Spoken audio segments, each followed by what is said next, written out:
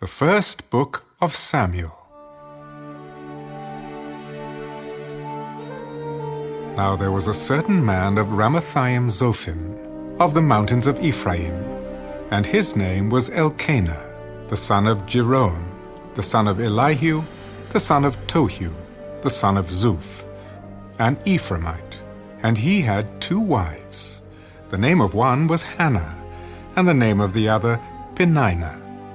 Peninnah had children, but Hannah had no children. This man went up from his city yearly to worship and sacrifice to the Lord of hosts in Shiloh.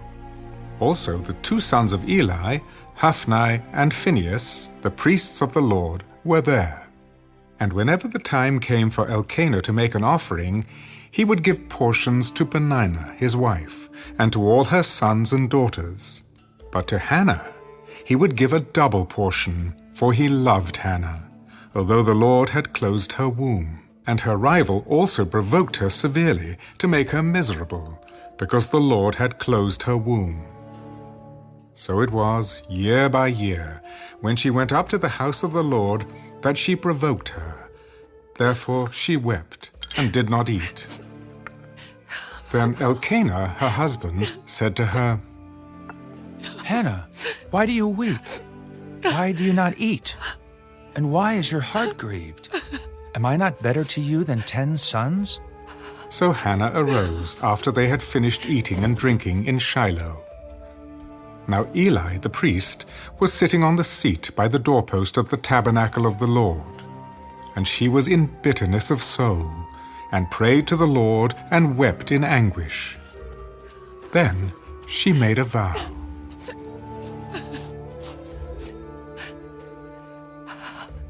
O Lord of hosts, if you will indeed look on the affliction of your maidservant, and remember me, and not forget your maidservant, but will give your maidservant a male child, then I will give him to the Lord all the days of his life, and no razor shall come upon his head. And it happened, as she continued praying before the Lord, that Eli watched her mouth. Now Hannah spoke in her heart, only her lips moved, but her voice was not heard. Therefore Eli thought she was drunk. How long will you be drunk? Put your wine away from you. No, my lord. I am a woman of sorrowful spirit. I have drunk neither wine nor intoxicating drink, but have poured out my soul before the Lord. Do not consider your maidservant a wicked woman, for out of the abundance of my complaint and grief I have spoken until now. Go in peace. And the God of Israel grant your petition which you have asked of him. Let your maidservant find favor in your sight. So the woman went her way and ate, and her face was no longer sad. Then they rose early in the morning and worshipped before the Lord, and returned and came to their house at Ramah. And Elkanah knew Hannah his wife, and the Lord remembered her. So it came to pass, in the process of time, that Hannah conceived and bore a son, and called his name Samuel. Because I have asked for him from the Lord. Now the man Elkanah and all his house went up to offer to the Lord the yearly sacrifice and his vow. But Hannah did not go up, for she said to her husband, Not until the child is weaned. Then I will take him that he may appear before the Lord and remain there forever. So Elkanah, her husband, said to her, Do what seems best to you. Wait until you have weaned him. Only let the Lord establish his word. Then the woman stayed and nursed her son until she had weaned him. Now when she had weaned him, she took him up with her with 3 bulls, 1 ephah of flour, and a skin of wine, and brought him to the house of the Lord in Shiloh. And the child was young. Then they slaughtered a bull, and brought the child to Eli. Oh, my Lord, as your soul lives, my Lord, I am the woman who stood by you here, praying to the Lord. For this child I prayed, and the Lord has granted me my petition which I asked of him. Therefore, I also have lent him to the Lord. As long as he lives, he shall be lent to the Lord. So they worshiped the Lord there.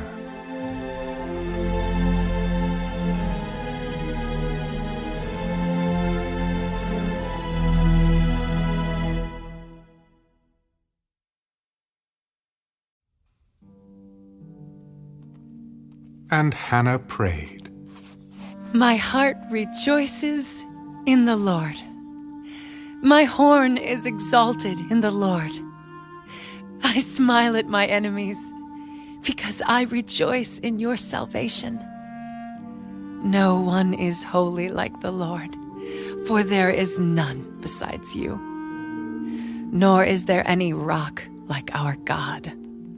Talk no more so very proudly. Let no arrogance come from your mouth, for the Lord is the God of knowledge, and by him actions are weighed. The bows of the mighty men are broken, and those who stumbled are girded with strength.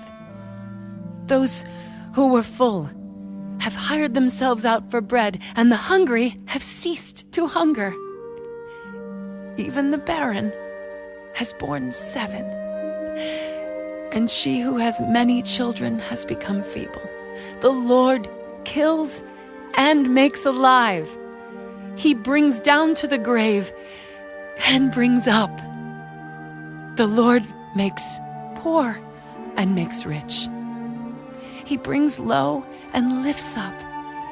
He raises the poor from the dust and lifts the beggar from the ash heap to set them among princes and make them inherit the throne of glory. For the pillars of the earth are the Lord's, and he has set the world upon them. He will guard the feet of his saints, but the wicked shall be silent in darkness. For by strength no man shall prevail. The adversaries of the Lord shall be broken in pieces. From heaven he will thunder against them. The Lord will judge the ends of the earth. He will give strength to his king and exalt the horn of his anointed. Then Elkanah went to his house at Ramah, but the child ministered to the Lord before Eli the priest. Now the sons of Eli were corrupt. They did not know the Lord. And the priest's custom with the people was that when any man offered a sacrifice, the priest's servant would come with a 3-pronged flesh hook in his hand while the meat was boiling. Then he would thrust it into the pan or kettle or cauldron or pot, and the priest would take for himself all that the flesh hook brought up. So they did in Shiloh to all the Israelites who came there. Also, before they burned the fat, the priest's servant would come and say to the man who sacrificed, Give meat for roasting to the priest, for he will not take boiled meat from you, but raw. And if the man said to him, They should really burn the fat first, then you may take as much as your heart desires. he would then answer him, No, but you must give it now, and if not, I will take it by force. Therefore the sin of the young men was very great before the Lord, for men abhorred the offering of the Lord. But Samuel ministered before the Lord even as a child, wearing a linen ephod. Moreover, his mother used to make him a little robe, and bring it to him year by year when she came up with her husband to offer the yearly sacrifice. And Eli would bless Elkanah and his wife. The Lord give you descendants from this woman for the loan that was given to the Lord. Then they would go to their own home. And the Lord visited Hannah, so that she conceived, and bore 3 sons and 2 daughters. Meanwhile the child Samuel grew before the Lord. Now Eli was very old, And he heard everything his sons did to all Israel, and how they lay with the women who assembled at the door of the tabernacle of meeting. Why do you do such things? For I hear of your evil dealings from all the people. No, my sons, for it is not a good report that I hear. You make the Lord's people transgress. If one man sins against another, God will judge him. But if a man sins against the Lord, who will intercede for him? Nevertheless, they did not heed the voice of their father, because the Lord desired to kill them. And the child Samuel grew in stature and in favor, both with the Lord and men. Then a man of God came to Eli and said to him, Thus says the Lord, Did I not clearly reveal myself to the house of your father when they were in Egypt in Pharaoh's house? Did I not choose him out of all the tribes of Israel to be my priest, to offer upon my altar, to burn incense, and to wear an ephod before me? And did I not give to the house of your father all the offerings of the children of Israel made by fire? Why do you kick at my sacrifice and my offering which I have commanded in my dwelling place, and honor your sons more than me, to make yourselves fat with the best of all the offerings of Israel, my people? Therefore, the Lord God of Israel says, I said indeed that your house and the house of your father would walk before me forever. But now the Lord says, Far be it from me, for those who honor me I will honor, and those who despise me shall be lightly esteemed. Behold, the days are coming that I will cut off your arm and the arm of your father's house, so that there will not be an old man in your house. And you will see an enemy in my dwelling place, despite all the good which God does for Israel. And there shall not be an old man in your house forever. But any of your men whom I do not cut off from my altar shall consume your eyes and grieve your heart. And all the descendants of your house shall die in the flower of their age. Now this shall be a sign to you that will come upon your 2 sons, on Hophni and Phinehas. In one day they shall die, both of them. Then I will raise up for myself a faithful priest who shall do according to what is in my heart and in my mind. I will build him a sure house, and he shall walk before my anointed forever. And it shall come to pass that everyone who is left in your house will come and bow down to him for a piece of silver and a morsel of bread, and say, Please, put me in one of the priestly positions, that I may eat a piece of bread.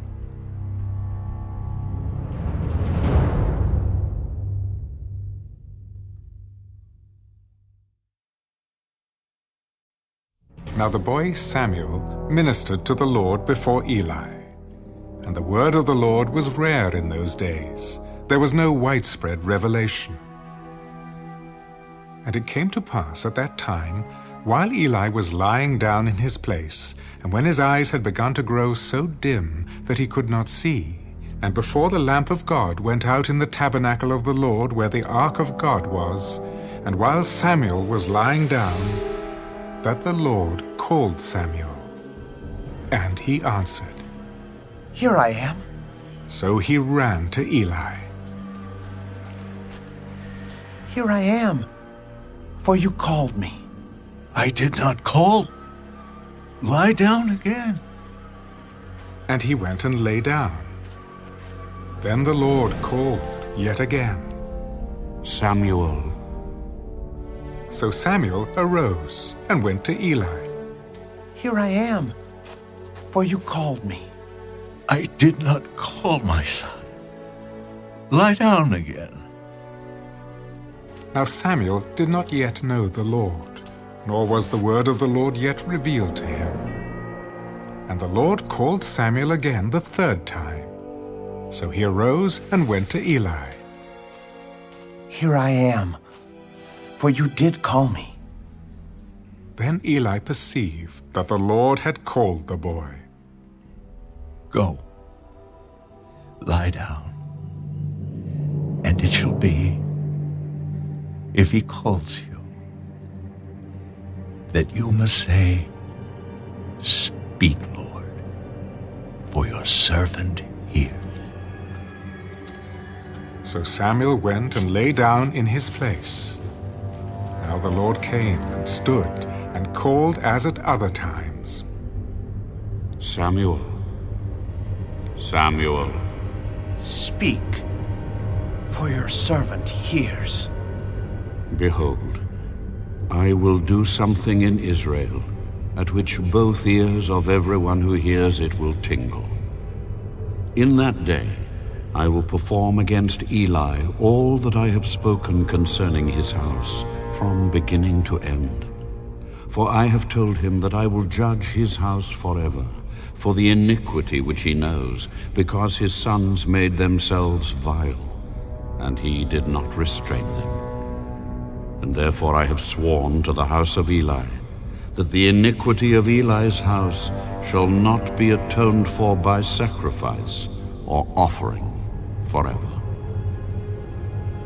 So Samuel lay down until morning and opened the doors of the house of the Lord.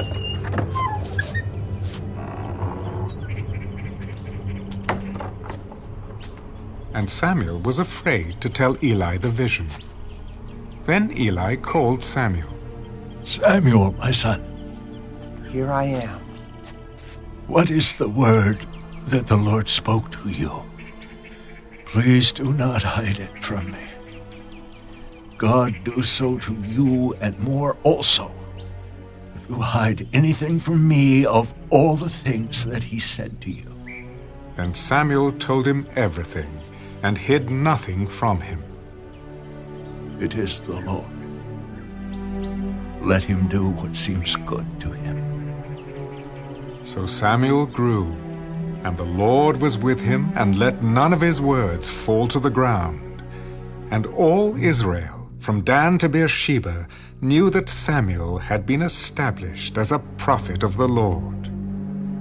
Then the Lord appeared again in Shiloh, for the Lord revealed himself to Samuel in Shiloh by the word of the Lord.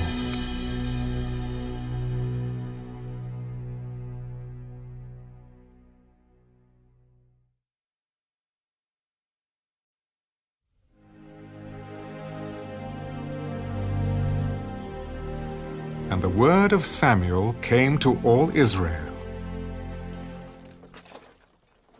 Now Israel went out to battle against the Philistines, and encamped beside Ebenezer, and the Philistines encamped in Aphek. Then the Philistines put themselves in battle array against Israel. And when they joined battle, Israel was defeated by the Philistines, who killed about 4,000 men of the army in the field. And when the people had come into the camp, the elders of Israel said, Why has the Lord defeated us today before the Philistines? Let us bring the ark of the covenant of the Lord from Shiloh to us, that when it comes among us, it may save us from the hand of our enemies.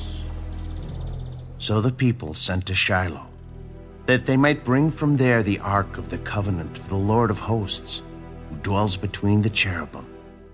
And the two sons of Eli, Hophni and Phinehas, were there with the ark of the covenant of God. And when the ark of the covenant of the Lord came into the camp, all Israel shouted so loudly that the earth shook. Now when the Philistines heard the noise of the shout, they said, What does the sound of this great shout in the camp of the Hebrews mean?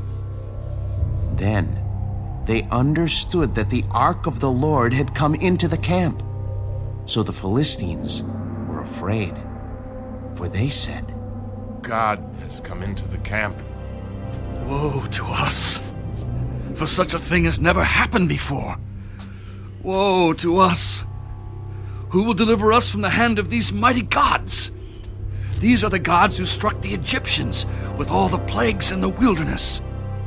Be strong and conduct yourselves like men, you Philistines, that you do not become servants of the Hebrews, as they have been to you. Conduct yourselves like men and fight. So the Philistines fought, and Israel was defeated, and every man fled to his tent. There was a very great slaughter, and there fell of Israel 30,000 foot soldiers. Also, the ark of God was captured, and the two sons of Eli, Hophni and Phinehas, died.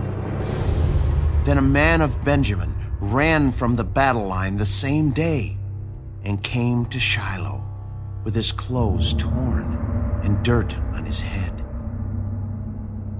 Now when he came, there was Eli, sitting on a seat by the wayside watching, for his heart trembled for the ark of God.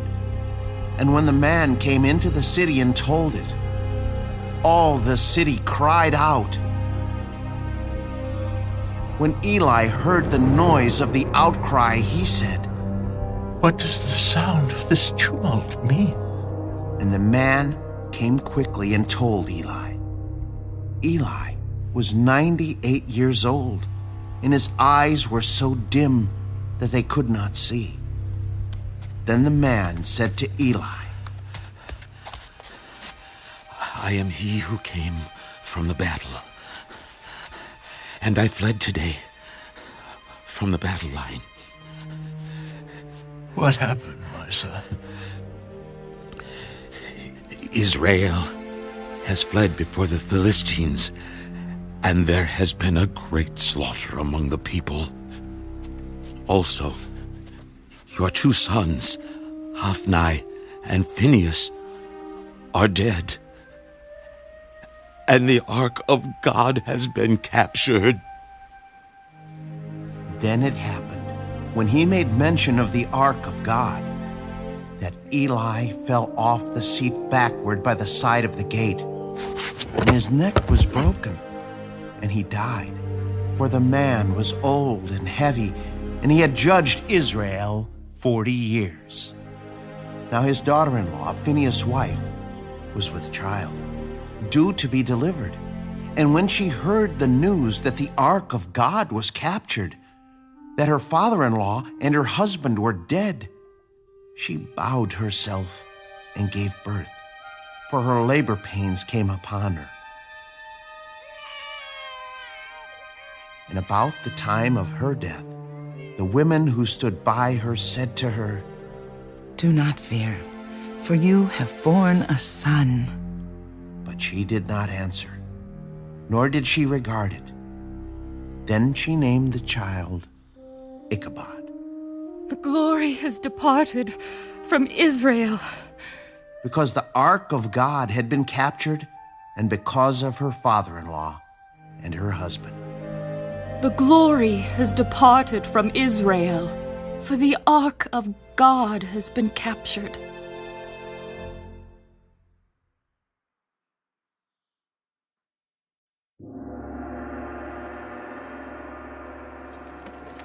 Then the Philistines took the ark of God and brought it from Ebenezer to Ashdod.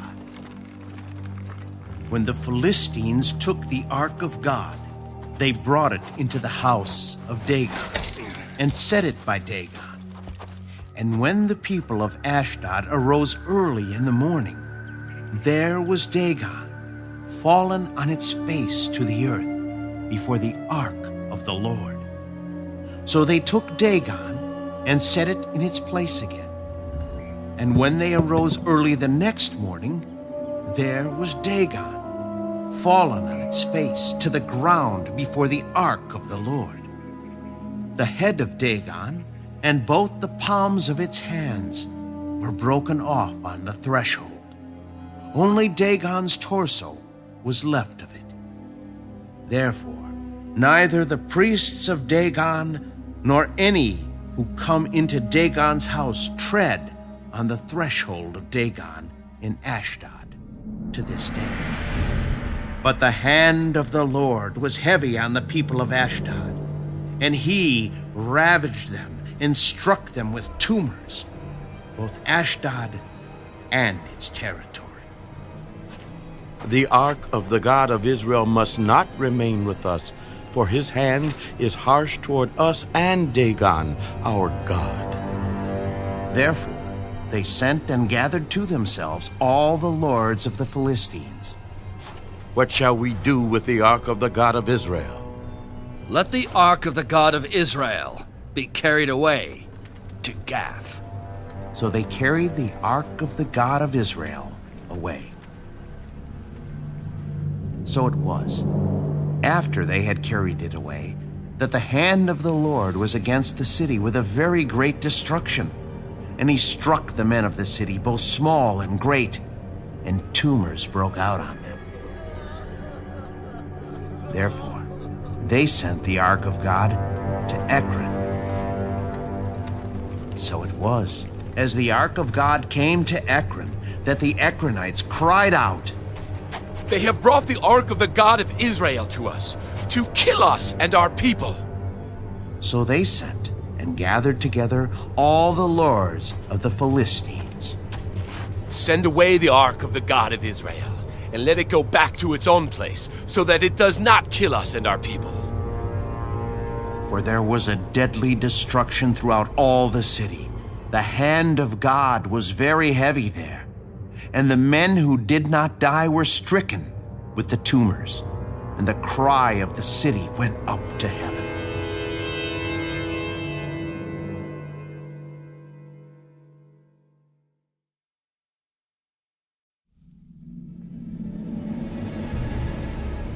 Now, the ark of the Lord was in the country of the Philistines 7 months, and the Philistines called for the priests and the diviners. What shall we do with the ark of the Lord? Tell us how we should send it to its place. If you send away the ark of the God of Israel, do not send it empty, but by all means return it to him with a trespass offering. Then you will be healed, and it will be known to you why his hand is not removed from you. What is the trespass offering which we shall return to him? 5 golden tumors and 5 golden rats, according to the number of the lords of the Philistines. For the same plague was on all of you and on your lords. Therefore, you shall make images of your tumors and images of your rats that ravage the land, and you shall give glory to the God of Israel. Perhaps he will lighten his hand from you, from your gods, and from your land. Why then do you harden your hearts, as the Egyptians and Pharaoh hardened their hearts? When he did mighty things among them, did they not let the people go, that they might depart? Now therefore, make a new cart. Take 2 milk cows which have never been yoked, and hitch the cows to the cart, and take their calves home, away from them. Then take the ark of the Lord and set it on the cart, and put the articles of gold which you are returning to him as a trespass offering in a chest by its side. Then send it away, and let it go, and watch. If it goes up the road to its own territory, to Bethshemesh, then he has done us this great evil. But if not, then we shall know that it is not his hand that struck us. It happened to us by chance. Then the men did so. They took 2 milk cows and hitched them to the cart, and shut up their calves at home. And they set the ark of the Lord on the cart, and the chest with the gold rats and the images of their tumors. Then the cows headed straight for the road to Beth-Shemesh and went along the highway, lowing as they went, and did not turn aside to the right hand or the left. And the lords of the Philistines went after them to the border of Beth-Shemesh. Now, the people of Beth-Shemesh were reaping their wheat harvest in the valley, and they lifted their eyes and saw the ark, and rejoiced to see it. Then the cart came into the field of Joshua of Beth-Shemesh, and stood there. A large stone was there. So they split the wood of the cart, and offered the cows as a burnt offering to the Lord. The Levites took down the ark of the Lord, and the chest that was with it, in which were the articles of gold, and put them on the large stone. Then the men of Beth-Shemesh offered burnt offerings, and made sacrifices the same day to the Lord. So when the 5 lords of the Philistines had seen it, they returned to Ekron the same day. These are the golden tumors, which the Philistines returned as a trespass offering to the Lord. 1 for Ashdod, 1 for Gaza, 1 for Ashkelon, 1 for Gath, 1 for Ekron. And the golden rats, according to the number of all the cities of the Philistines belonging to the 5 lords, both fortified cities and country villages, even as far as the large stone of Abel, on which they set the ark of the Lord, which stone remains to this day in the field of Joshua of Beth-Shemesh. Then he struck the men of Beth-Shemesh, because they had looked into the ark of the Lord. He struck 50,070 men of the people, and the people lamented because the Lord had struck the people with a great slaughter. And the men of Beth-Shemesh said, "Who is able to stand before this holy Lord God? And to whom shall it go up from us?" So they sent messengers to the inhabitants of Kirjath-Jearim. "The Philistines have brought back the ark of the Lord. Come down and take it up with you."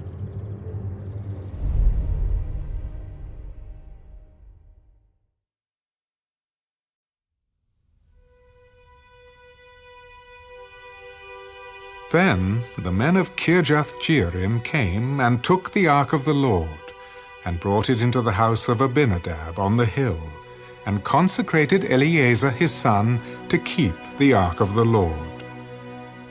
So it was that the ark remained in Kirjath-Jearim a long time. It was there 20 years. And all the house of Israel lamented after the Lord. Then Samuel spoke to all the house of Israel.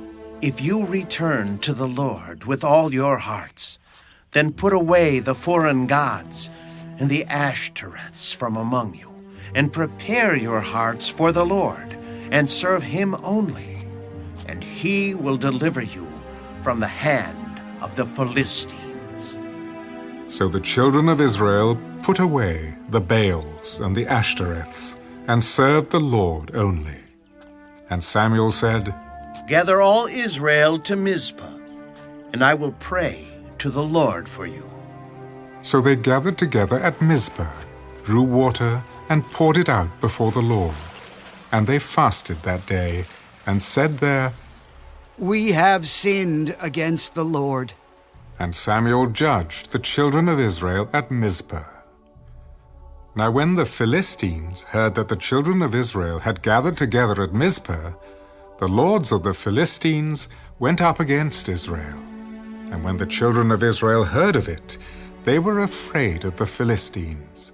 So the children of Israel said to Samuel, "Do not cease to cry out to the Lord our God for us, that he may save us from the hand of the Philistines." And Samuel took a suckling lamb, and offered it as a whole burnt offering to the Lord. Then Samuel cried out to the Lord for Israel, and the Lord answered him. Now as Samuel was offering up the burnt offering, the Philistines drew near to battle against Israel. But the Lord thundered with a loud thunder upon the Philistines that day, and so confused them that they were overcome before Israel. And the men of Israel went out of Mizpah and pursued the Philistines and drove them back as far as below Beth-kar. Then Samuel took a stone and set it up between Mizpah and Shen, and called its name Ebenezer. Thus far, the Lord has helped us. So the Philistines were subdued, and they did not come any more into the territory of Israel. And the hand of the Lord was against the Philistines all the days of Samuel. Then the cities which the Philistines had taken from Israel were restored to Israel, from Ekron to Gath, and Israel recovered its territory from the hands of the Philistines. Also, there was peace between Israel and the Amorites. And Samuel judged Israel all the days of his life. He went from year to year on a circuit to Bethel, Gilgal, and Mizpah, and judged Israel in all those places. But he always returned to Ramah, for his home was there. There he judged Israel, and there he built an altar to the Lord.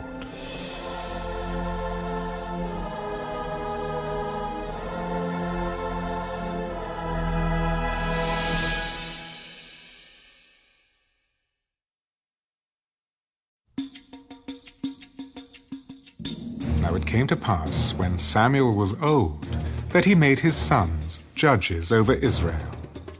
The name of his firstborn was Joel, and the name of his second Abijah. They were judges in Beersheba. But his sons did not walk in his ways. They turned aside after dishonest gain, took bribes, and perverted justice. Then all the elders of Israel gathered together and came to Samuel at Ramah. Look, you are old, and your sons do not walk in your ways. Now make us a king to judge us like all the nations. But the thing displeased Samuel when they said, "Give us a king to judge us." So Samuel prayed to the Lord. And the Lord said to Samuel, Heed the voice of the people in all that they say to you. For they have not rejected you, but they have rejected me, that I should not reign over them. According to all the works which they have done since the day that I brought them up out of Egypt, even to this day, with which they have forsaken me and served other gods, so they are doing to you also. Now, therefore, heed their voice. However, you shall solemnly forewarn them, and show them the behavior of the king who will reign over them. So Samuel told all the words of the Lord to the people who asked him for a king. This will be the behavior of the king who will reign over you. He will take your sons and appoint them for his own chariots, and to be his horsemen, and some will run before his chariots. He will appoint captains over his thousands, and captains over his 50s, will set some to plow his ground and reap his harvest, and some to make his weapons of war and equipment for his chariots. He will take your daughters to be perfumers, cooks, and bakers, and he will take the best of your fields, your vineyards, and your olive groves, and give them to his servants. He will take 1/10 of your grain and your vintage, and give it to his officers and servants. And he will take your male servants, your female servants, your finest young men, and your donkeys, and put them to his work. He will take 1/10 of your sheep, and you will be his servants. And you will cry out in that day because of your king, whom you have chosen for yourselves, and the Lord will not hear you in that day. Nevertheless, the people refused to obey the voice of Samuel. No, but we will have a king over us, that we also may be like all the nations, and that our king may judge us, and go out before us and fight our battles. And Samuel heard all the words of the people, and he repeated them in the hearing of the Lord. So the Lord said to Samuel, Heed their voice, and make them a king. And Samuel said to the men of Israel, Every man, go to his city.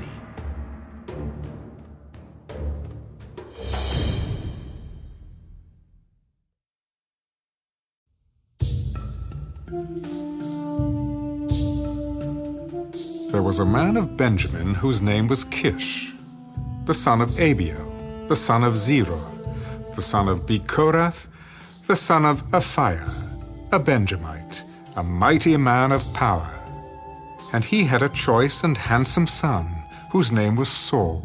There was not a more handsome person than he among the children of Israel. From his shoulders upward he was taller than any of the people.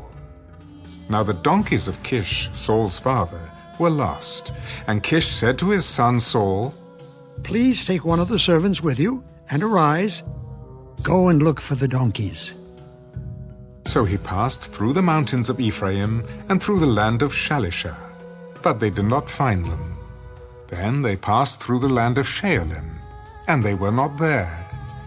Then he passed through the land of the Benjamites, but they did not find them. When they had come to the land of Zuph, Saul said to his servant who was with him, Come, let us return, lest my father cease caring about the donkeys and become worried about us. Look now, there is in this city a man of God, and he is an honorable man.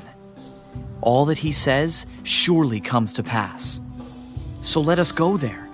Perhaps he can show us the way that we should go. But look, if we go, what shall we bring the man? For the bread in our vessels is all gone, and there is no present to bring to the man of God. What do we have? Look, I have here at hand 1/4 of a shekel of silver. I will give that to the man of God to tell us our way. Formerly in Israel, when a man went to inquire of God, he spoke thus, Come, let us go to the seer, for he who is now called a prophet was formerly called a seer. Then Saul said to his servant, Well said. Come, let us go. So they went to the city where the man of God was. As they went up the hill to the city, they met some young women going out to draw water. Is the seer here? Yes, there he is, just ahead of you. Hurry now, for today he came to this city because there is a sacrifice of the people today on the high place. As soon as you come into the city, you will surely find him before he goes up to the high place to eat. For the people will not eat until he comes, because he must bless the sacrifice. Afterward, those who are invited will eat. Now, therefore, go up, for about this time you will find him. So they went up to the city. As they were coming into the city, there was Samuel coming out toward them on his way up to the high place. Now the Lord had told Samuel in his ear the day before Saul came, saying, Tomorrow, about this time, I will send you a man from the land of Benjamin, and you shall anoint him commander over my people Israel, that he may save my people from the hand of the Philistines. For I have looked upon my people, because their cry has come to me. So, when Samuel saw Saul, the Lord said to him, There he is, the man of whom I spoke to you. This one shall reign over my people. Then Saul drew near to Samuel in the gate. Please, tell me, where is the seer's house? I am the seer. Go up before me to the high place, for you shall eat with me today, and tomorrow I will let you go, and will tell you all that is in your heart. But as for your donkeys that were lost 3 days ago, do not be anxious about them. for they have been found. And on whom is all the desire of Israel? Is it not on you and on all your father's house? Am I not a Benjamite, of the smallest of the tribes of Israel? And my family the least of all the families of the tribe of Benjamin. Why then do you speak like this to me? Now Samuel took Saul and his servant and brought them into the hall, and had them sit in the place of honor among those who were invited. There were about 30 persons. And Samuel said to the cook, Bring the portion which I gave you, of which I said to you, set it apart. So the cook took up the thigh with its upper part and set it before Saul. Here it is, what was kept back. It was set apart for you.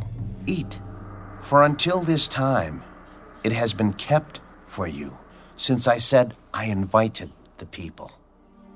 So Saul ate with Samuel that day. When they had come down from the high place into the city, Samuel spoke with Saul on the top of the house.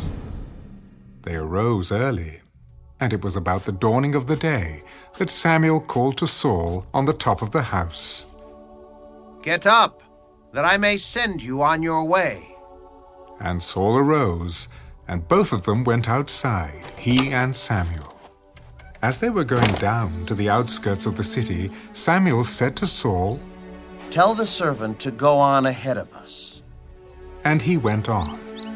But you stand here a while, that I may announce to you the word of God.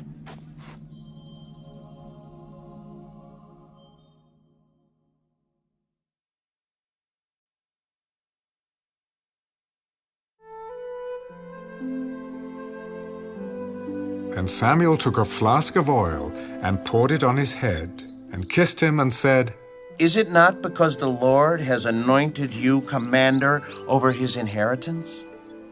When you have departed from me today, you will find 2 men by Rachel's tomb in the territory of Benjamin at Zelzah. And they will say to you, The donkeys which you went to look for have been found.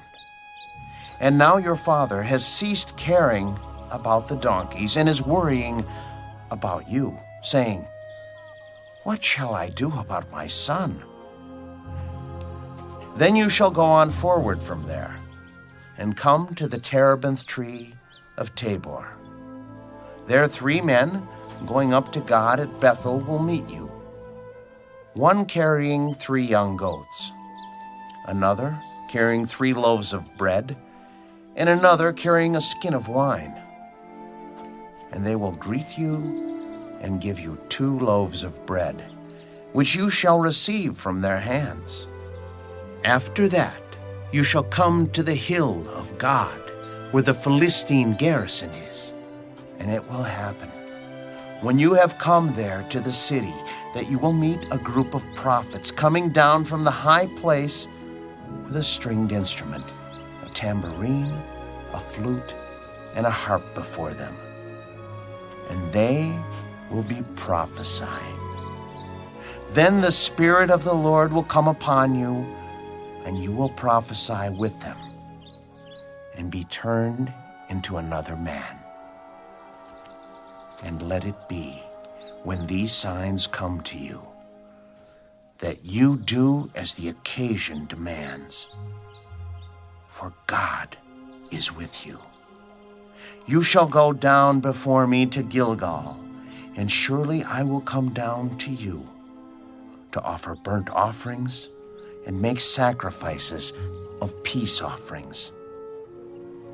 7 days you shall wait, till I come to you and show you what you should do. So it was, when he had turned his back to go from Samuel, that God gave him another heart. And all those signs came to pass that day. When they came there to the hill, there was a group of prophets to meet him. Then the Spirit of God came upon him, and he prophesied among them. And it happened, when all who knew him formerly saw that he had indeed prophesied among the prophets, that the people said to one another, "What is this that has come upon the son of Kish? Is Saul also among the prophets?" Then a man from there answered, "But who is their father?" Therefore it became a proverb, "Is Saul also among the prophets?" When he had finished prophesying, he went to the high place. Then Saul's uncle said to him and his servant, "Where did you go?" "To look for the donkeys. When we saw that they were nowhere to be found, we went to Samuel." "Tell me, please, what Samuel said to you." "He told us plainly that the donkeys had been found." But about the matter of the kingdom, he did not tell him what Samuel had said. Then Samuel called the people together to the Lord at Mizpah, and said to the children of Israel, "Thus says the Lord God of Israel, I brought up Israel out of Egypt, and delivered you from the hand of the Egyptians, and from the hand of all kingdoms, and from those who oppressed you.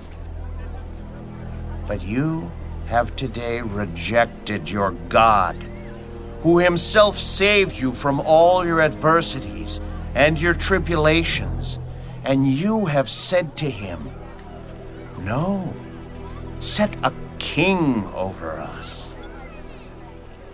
Now therefore, present yourselves before the Lord by your tribes and by your clans." And when Samuel had caused all the tribes of Israel to come near, the tribe of Benjamin was chosen. When he had caused the tribe of Benjamin to come near by their families, the family of Matri was chosen. And Saul, the son of Kish, was chosen. But when they sought him, he could not be found. Therefore they inquired of the Lord further, "Has the man come here yet?" There he is, hidden among the equipment. So they ran and brought him from there. And when he stood among the people, he was taller than any of the people from his shoulders upward. And Samuel said to all the people, "Do you see him whom the Lord has chosen? That there is no one like him among all the people?" So all the people shouted, "Long live the king!" Then Samuel explained to the people the behavior of royalty, and wrote it in a book, and laid it up before the Lord. And Samuel sent all the people away, every man to his house. And Saul also went home to Gibeah, and valiant men went with him, whose hearts God had touched. But some rebels said, "How can this man save us?" So they despised him, and brought him no presents. But he held his peace.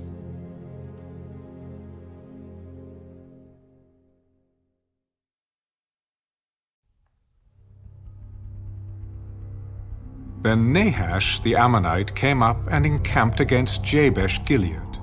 And all the men of Jabesh said to Nahash, "Make a covenant with us, and we will serve you."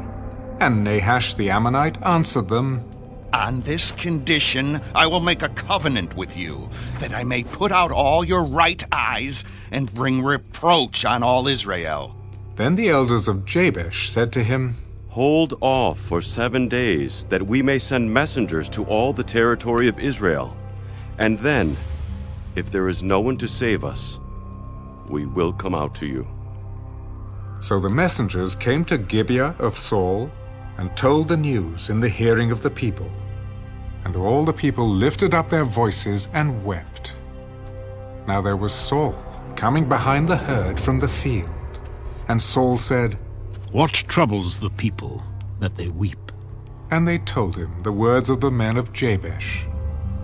Then the Spirit of God came upon Saul when he heard this news, and his anger was greatly aroused. So he took a yoke of oxen and cut them in pieces, and sent them throughout all the territory of Israel by the hands of messengers, saying, "Whoever does not go out with Saul and Samuel to battle, so it shall be done to his oxen. And the fear of the Lord fell on the people, and they came out with one consent. When he numbered them in Bezek, the children of Israel were 300,000, and the men of Judah 30,000.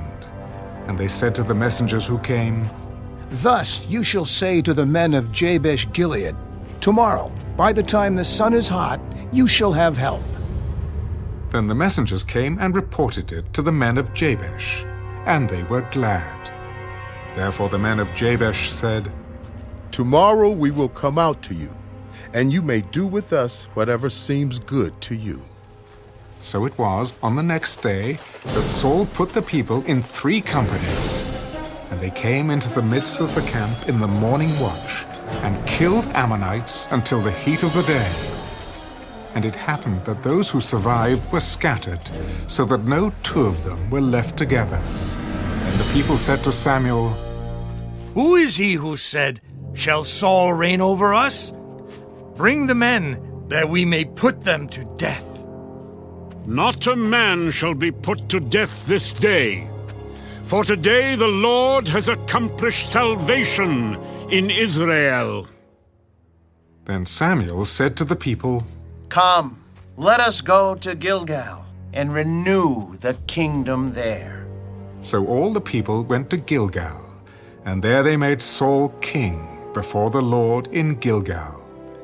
There they made sacrifices of peace offerings before the Lord, and there Saul and all the men of Israel rejoiced greatly.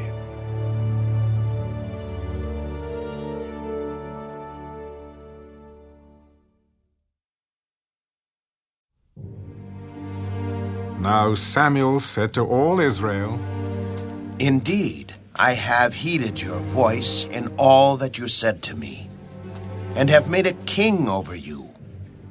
And now, here is the king, walking before you, and I am old and gray-headed. And look, my sons are with you. I have walked before you from my childhood to this day. Here I am. Witness against me before the Lord and before his anointed. Whose ox have I taken, or whose donkey have I taken, or whom have I cheated? Whom have I oppressed, or from whose hand have I received any bribe with which to blind my eyes? I will restore it to you. You have not cheated us or oppressed us, nor have you taken anything from any man's hand. The Lord is witness against you, and his anointed is witness this day that you have not found anything in my hand. He is witness. It is the Lord who raised up Moses and Aaron, and who brought your fathers up from the land of Egypt. Now, therefore, stand still, that I may reason with you before the Lord concerning all the righteous acts of the Lord, which he did to you and your fathers. When Jacob had gone into Egypt and your fathers cried out to the Lord, then the Lord sent Moses and Aaron, who brought your fathers out of Egypt and made them dwell in this place. And when they forgot the Lord their God, he sold them into the hand of Sisera, commander of the army of Hazor, into the hand of the Philistines, and into the hand of the king of Moab. And they fought against them. Then they cried out to the Lord and said, We have sinned because we have forsaken the Lord and served the Baals and Ashtoreths. But now deliver us from the hand of our enemies, and we will serve you. And the Lord sent Jerubbaal, Bedan, Jephthah, and Samuel, and delivered you out of the hand of your enemies on every side, and you dwelt in safety. And when you saw that Nahash, king of the Ammonites, came against you, you said to me, No, but a king shall reign over us. When the Lord your God was your king. Now therefore, here is the king whom you have chosen and whom you have desired. And take note, the Lord has set a king over you. If you fear the Lord and serve him and obey his voice and do not rebel against the commandment of the Lord, then both you and the king who reigns over you will continue following the Lord your God. However, if you do not obey the voice of the Lord, but rebel against the commandment of the Lord, then the hand of the Lord will be against you, as it was against your fathers. Now therefore, stand and see this great thing which the Lord will do before your eyes. Is today not the wheat harvest? I will call to the Lord, and he will send thunder and rain, that you may perceive and see that your wickedness is great, which you have done in the sight of the Lord, in asking a king for yourselves. So Samuel called to the Lord, and the Lord sent thunder and rain that day, and all the people greatly feared the Lord and Samuel. And all the people said to Samuel, "Pray for your servants to the Lord your God, that we may not die. For we have added to all our sins the evil of asking a king for ourselves." Do not fear. You have done all this wickedness. Yet do not turn aside from following the Lord, but serve the Lord with all your heart, and do not turn aside. For then you would go after empty things, which cannot profit or deliver, for they are nothing. For the Lord will not forsake his people, for his great name's sake, because it has pleased the Lord to make you his people. Moreover, as for me, far be it from me that I should sin against the Lord in ceasing to pray for you. But I will teach you the good and the right way. Only fear the Lord and serve him in truth with all your heart. For consider what great things he has done for you. But if you still do wickedly, you shall be swept away, both you and your king.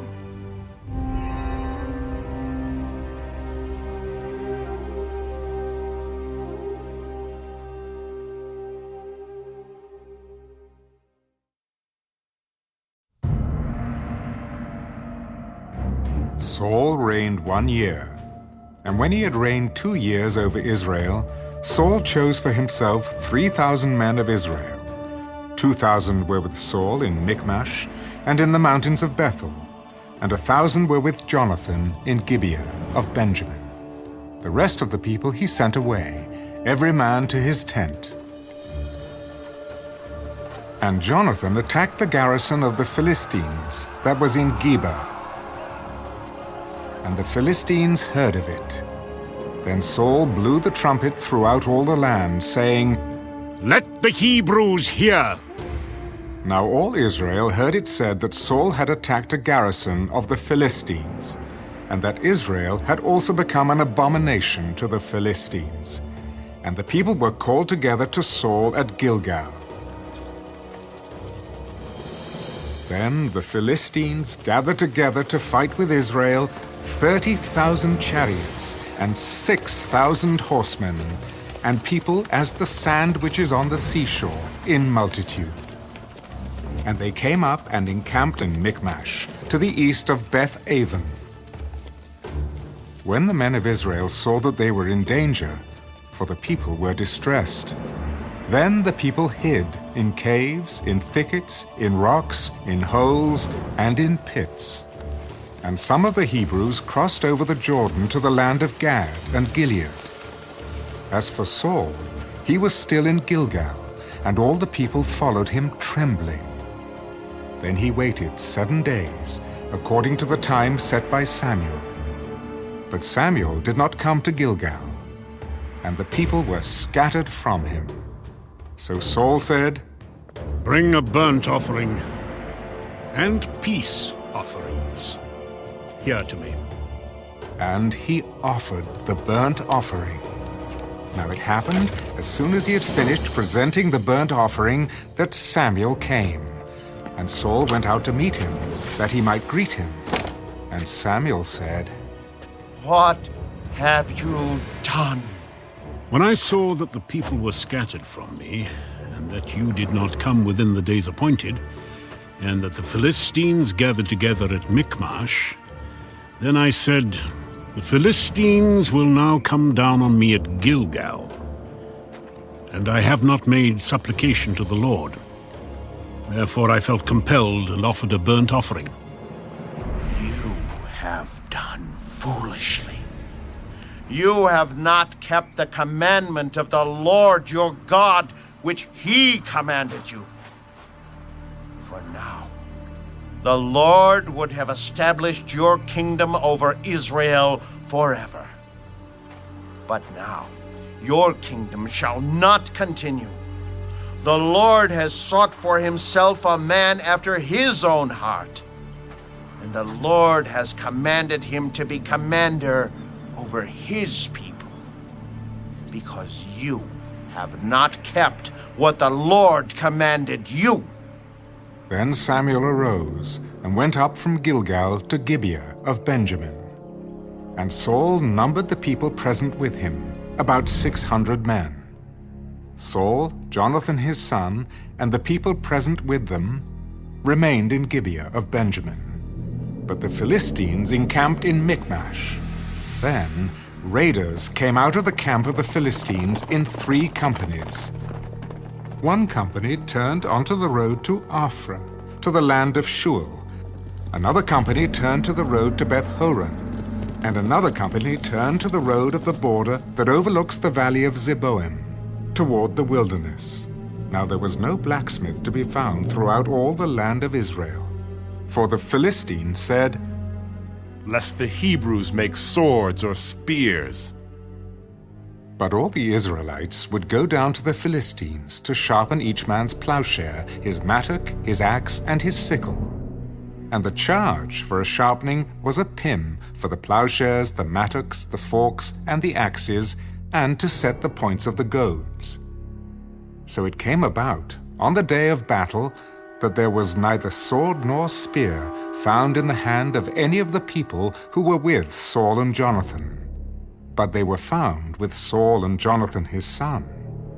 And the garrison of the Philistines went out to the pass of Michmash.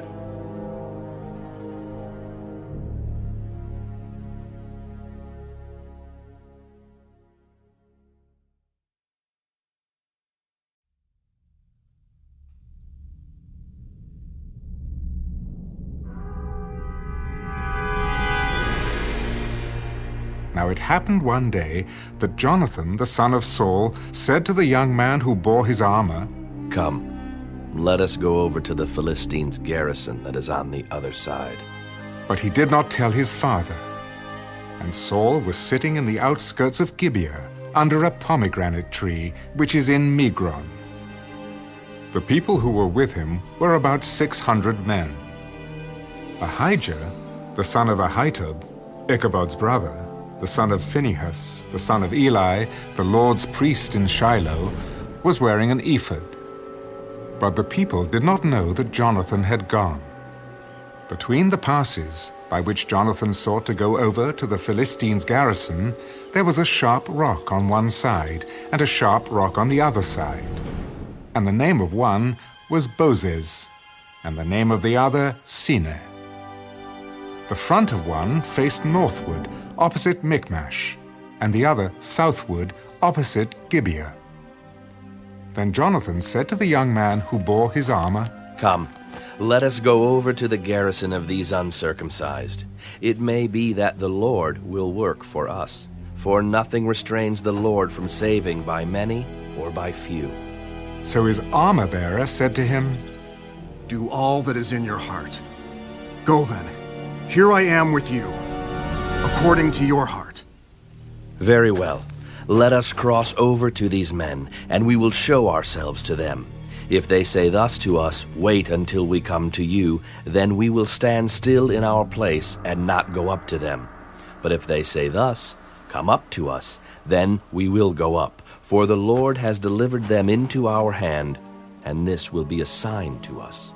So both of them showed themselves to the garrison of the Philistines. And the Philistines said, Look, the Hebrews are coming out of the holes where they have hidden. Then the men of the garrison called to Jonathan and his armor-bearer. Come up to us, and we will show you something. Jonathan said to his armor-bearer, Come up after me, for the Lord has delivered them into the hand of Israel. And Jonathan climbed up on his hands and knees with his armor-bearer after him, and they fell before Jonathan. And as he came after him, his armor-bearer killed him. That first slaughter which Jonathan and his armor-bearer made was about 20 men, within about half an acre of land. And there was a trembling in the camp, in the field, and among all the people. The garrison and the raiders also trembled, and the earth quaked, so that it was a very great trembling. Now the watchmen of Saul in Gibeah of Benjamin looked, and there was the multitude melting away, and they went here and there. Then Saul said to the people who were with him, Now call the roll and see who has gone from us. And when they had called the roll, surprisingly, Jonathan and his armor-bearer were not there. And Saul said to Ahijah, Bring the ark of God here. For at that time the ark of God was with the children of Israel. Now it happened, while Saul talked to the priest, that the noise which was in the camp of the Philistines continued to increase. So Saul said to the priest, Withdraw your hand. Then Saul and all the people who were with him assembled, and they went to the battle. And indeed every man's sword was against his neighbor, and there was very great confusion. Moreover, the Hebrews who were with the Philistines before that time, who went up with them into the camp from the surrounding country, they also joined the Israelites who were with Saul and Jonathan. Likewise all the men of Israel who had hidden in the mountains of Ephraim, when they heard that the Philistines fled, they also followed hard after them in the battle. So the Lord saved Israel that day, and the battle shifted to Beth-aven. And the men of Israel were distressed that day, for Saul had placed the people under oath, saying, Cursed is the man who eats any food until evening, before I have taken vengeance on my enemies. So none of the people tasted food. Now all the people of the land came to a forest, and there was honey on the ground. And when the people had come into the woods, there was the honey dripping. But no one put his hand to his mouth, for the people feared the oath. But Jonathan had not heard his father charge the people with the oath. Therefore he stretched out the end of the rod that was in his hand and dipped it in a honeycomb, and put his hand to his mouth. And his countenance brightened. Then one of the people said, Your father strictly charged the people with an oath, saying, Cursed is the man who eats food this day. And the people were faint. But Jonathan said, My father has troubled the land. Look now, how my countenance has brightened because I tasted a little of this honey. How much better if the people had eaten freely today of the spoil of their enemies which they found. For now, would there not have been a much greater slaughter among the Philistines? Now they had driven back the Philistines that day from Michmash to Ajalon. So the people were very faint. And the people rushed on the spoil and took sheep, oxen, and calves, and slaughtered them on the ground. and the people ate them with the blood. Then they told Saul, Look, the people are sinning against the Lord by eating with the blood. You have dealt treacherously. Roll a large stone to me this day. Disperse yourselves among the people, and say to them, Bring me here every man's ox and every man's sheep. Slaughter them here, and eat. And do not sin against the Lord by eating with the blood. So every one of the people brought his ox with him that night and slaughtered it there. Then Saul built an altar to the Lord. This was the first altar that he built to the Lord. Let us go down after the Philistines by night, and plunder them until the morning light. And let us not leave a man of them. And they said, Do whatever seems good to you. Then the priest said, Let us draw near to God here. So Saul asked counsel of God. Shall I go down after the Philistines? Will you deliver them into the hand of Israel? But he did not answer him that day. Come over here, all you chiefs of the people, and know and see what this sin was today. For as the Lord lives who saves Israel, though it be in Jonathan my son, he shall surely die.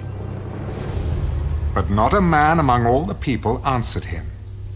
Then he said to all Israel, You be on one side, and my son Jonathan and I will be on the other side. And the people said to Saul, Do what seems good to you. Therefore Saul said to the Lord God of Israel, Give a perfect lot. So Saul and Jonathan were taken, but the people escaped. And Saul said, Cast lots between my son Jonathan and me. So Jonathan was taken. Then Saul said to Jonathan, Tell me what you have done. I only tasted a little honey with the end of the rod that was in my hand. So now, I must die. God do so, and more also. For you shall surely die, Jonathan. But the people said to Saul, Shall Jonathan die, who has accomplished this great deliverance in Israel? Certainly not. As the Lord lives, not one hair of his head shall fall to the ground, for he has worked with God this day. So the people rescued Jonathan, and he did not die. Then Saul returned from pursuing the Philistines, and the Philistines went to their own place. So Saul established his sovereignty over Israel, and fought against all his enemies on every side, against Moab, against the people of Ammon, against Edom, against the kings of Zobah, and against the Philistines. Wherever he turned, he harassed them. And he gathered an army and attacked the Amalekites, and delivered Israel from the hands of those who plundered them. The sons of Saul were Jonathan, Jeshua, and Malchishua, and the names of his 2 daughters were these: the name of the firstborn, Merab, and the name of the younger, Michal. The name of Saul's wife was Ahinoam, the daughter of Ahimaaz. And the name of the commander of his army was Abner, the son of Ner, Saul's uncle. Kish was the father of Saul, and Ner, the father of Abner, was the son of Abiel. Now there was fierce war with the Philistines all the days of Saul. And when Saul saw any strong man or any valiant man, he took him for himself.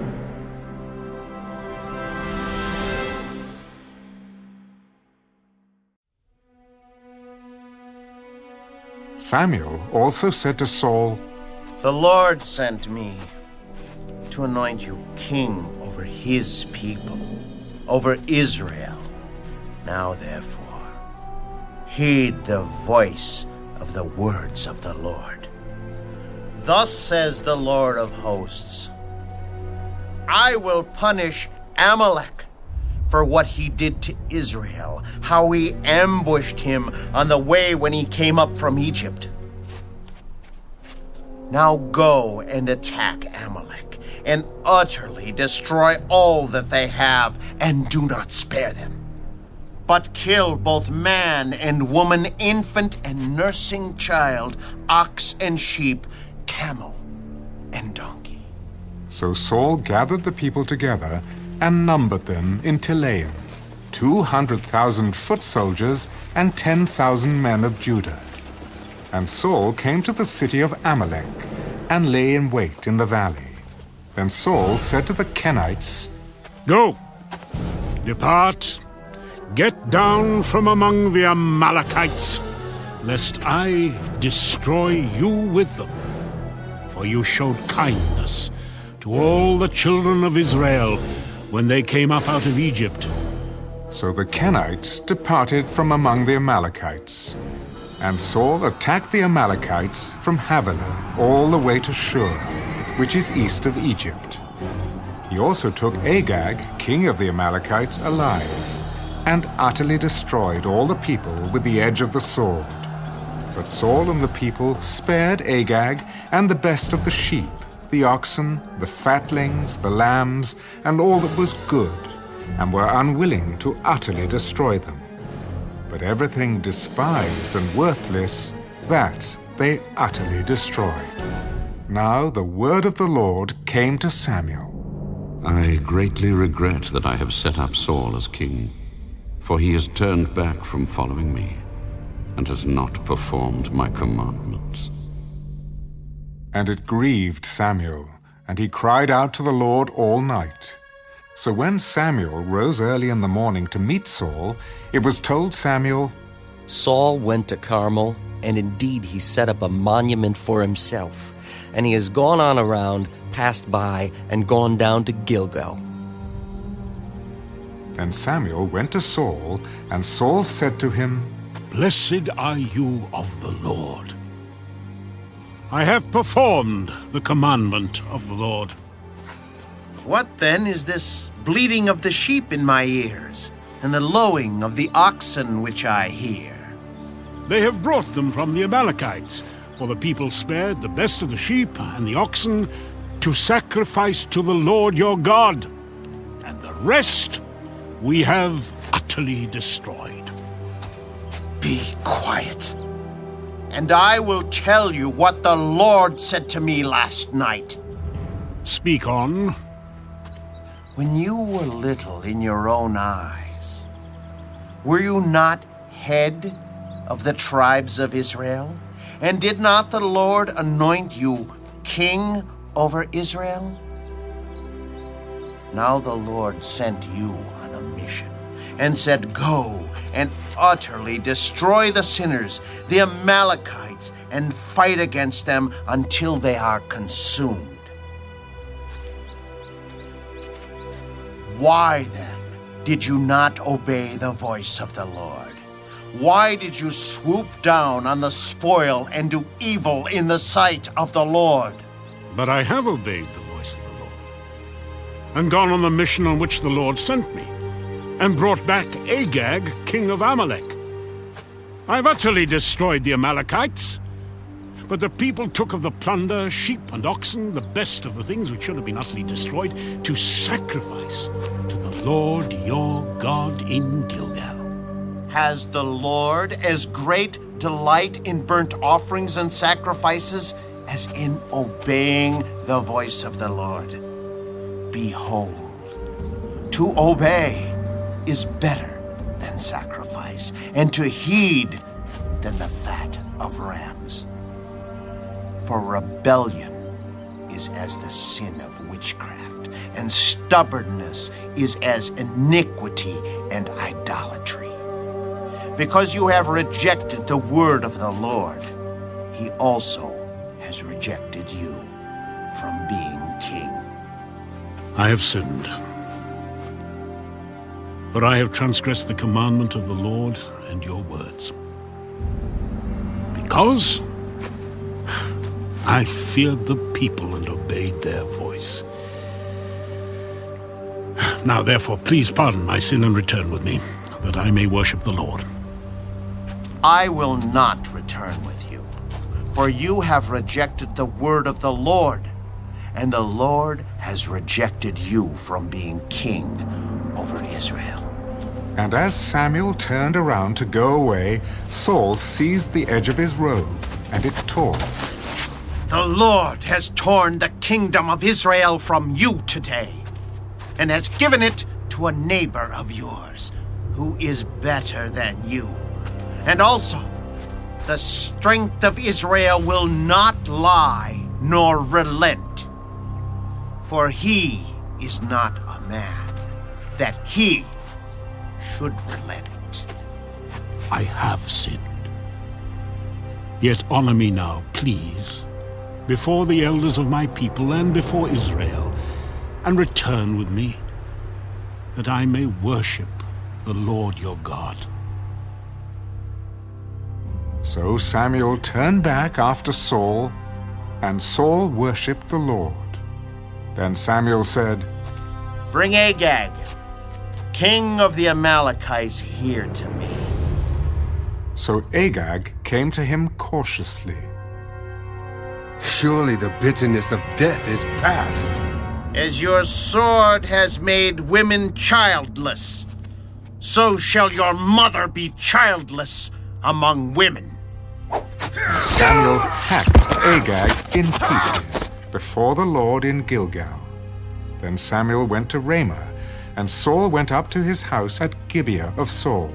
And Samuel went no more to see Saul until the day of his death. Nevertheless, Samuel mourned for Saul, and the Lord regretted that he had made Saul king over Israel.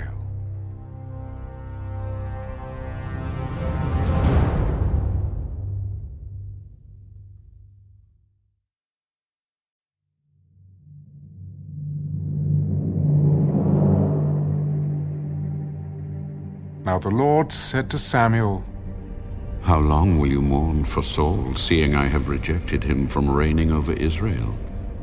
Fill your horn with oil and go. I am sending you to Jesse the Bethlehemite, for I have provided myself a king among his sons. How can I go? If Saul hears it, he will kill me. Take a heifer with you and say, I have come to sacrifice to the Lord. Then invite Jesse to the sacrifice, and I will show you what you shall do. You shall anoint for me the one I name to you. So Samuel did what the Lord said, and went to Bethlehem. And the elders of the town trembled at his coming, and said, Do you come peaceably? Peaceably. I have come to sacrifice to the Lord. Sanctify yourselves and come with me to the sacrifice. Then he consecrated Jesse and his sons, and invited them to the sacrifice. So it was, when they came, that he looked at Eliab and said, Surely the Lord's anointed is before him. But the Lord said to Samuel, Do not look at his appearance or at his physical stature, because I have refused him. For the Lord does not see as man sees. For man looks at the outward appearance, but the Lord looks at the heart. So Jesse called Abinadab, and made him pass before Samuel. And he said, Neither has the Lord chosen this one. Then Jesse made Shammah pass by, and he said, Neither has the Lord chosen this one. Thus Jesse made 7 of his sons pass before Samuel.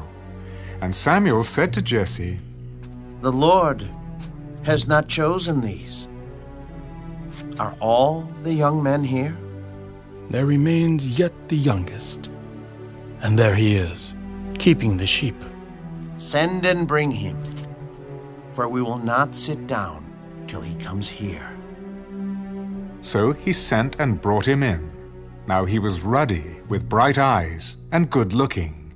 And the Lord said, Arise, anoint him, for this is the one."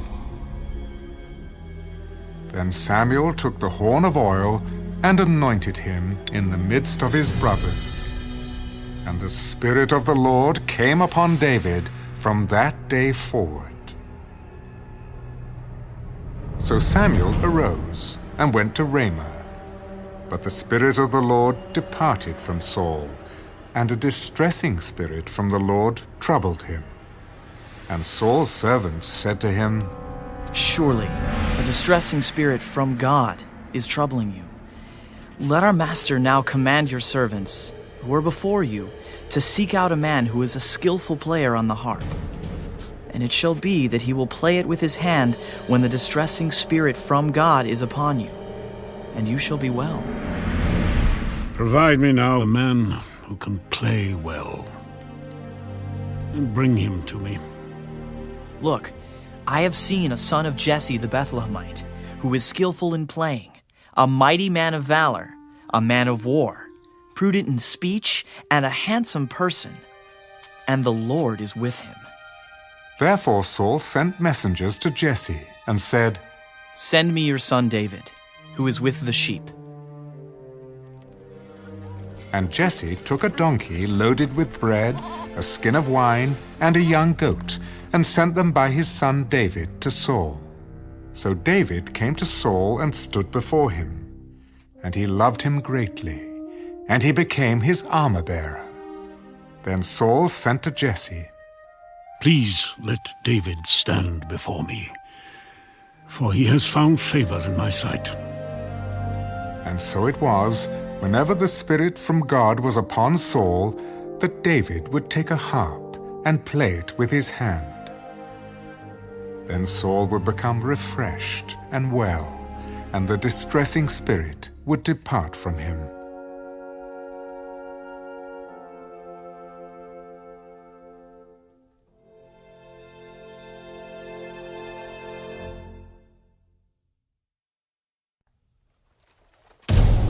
Now the Philistines gathered their armies together to battle, and were gathered at Socoh, which belongs to Judah. They encamped between Socoh and Azekah in Ephes Dammim. And Saul and the men of Israel were gathered together, and they encamped in the valley of Elah, and drew up in battle array against the Philistines. The Philistines stood on a mountain on one side, and Israel stood on a mountain on the other side, with a valley between them. And a champion went out from the camp of the Philistines named Goliath, from Gath, whose height was 6 cubits and a span. He had a bronze helmet on his head, and he was armed with a coat of mail, and the weight of the coat was 5,000 shekels of bronze. And he had bronze armor on his legs, and a bronze javelin between his shoulders. Now the staff of his spear was like a weaver's beam, and his iron spearhead weighed 600 shekels. And a shield-bearer went before him. Then he stood and cried out to the armies of Israel and said to them, "Why have you come out to line up for battle? Am I not a Philistine, and you the servants of Saul? Choose a man for yourselves, and let him come down to me.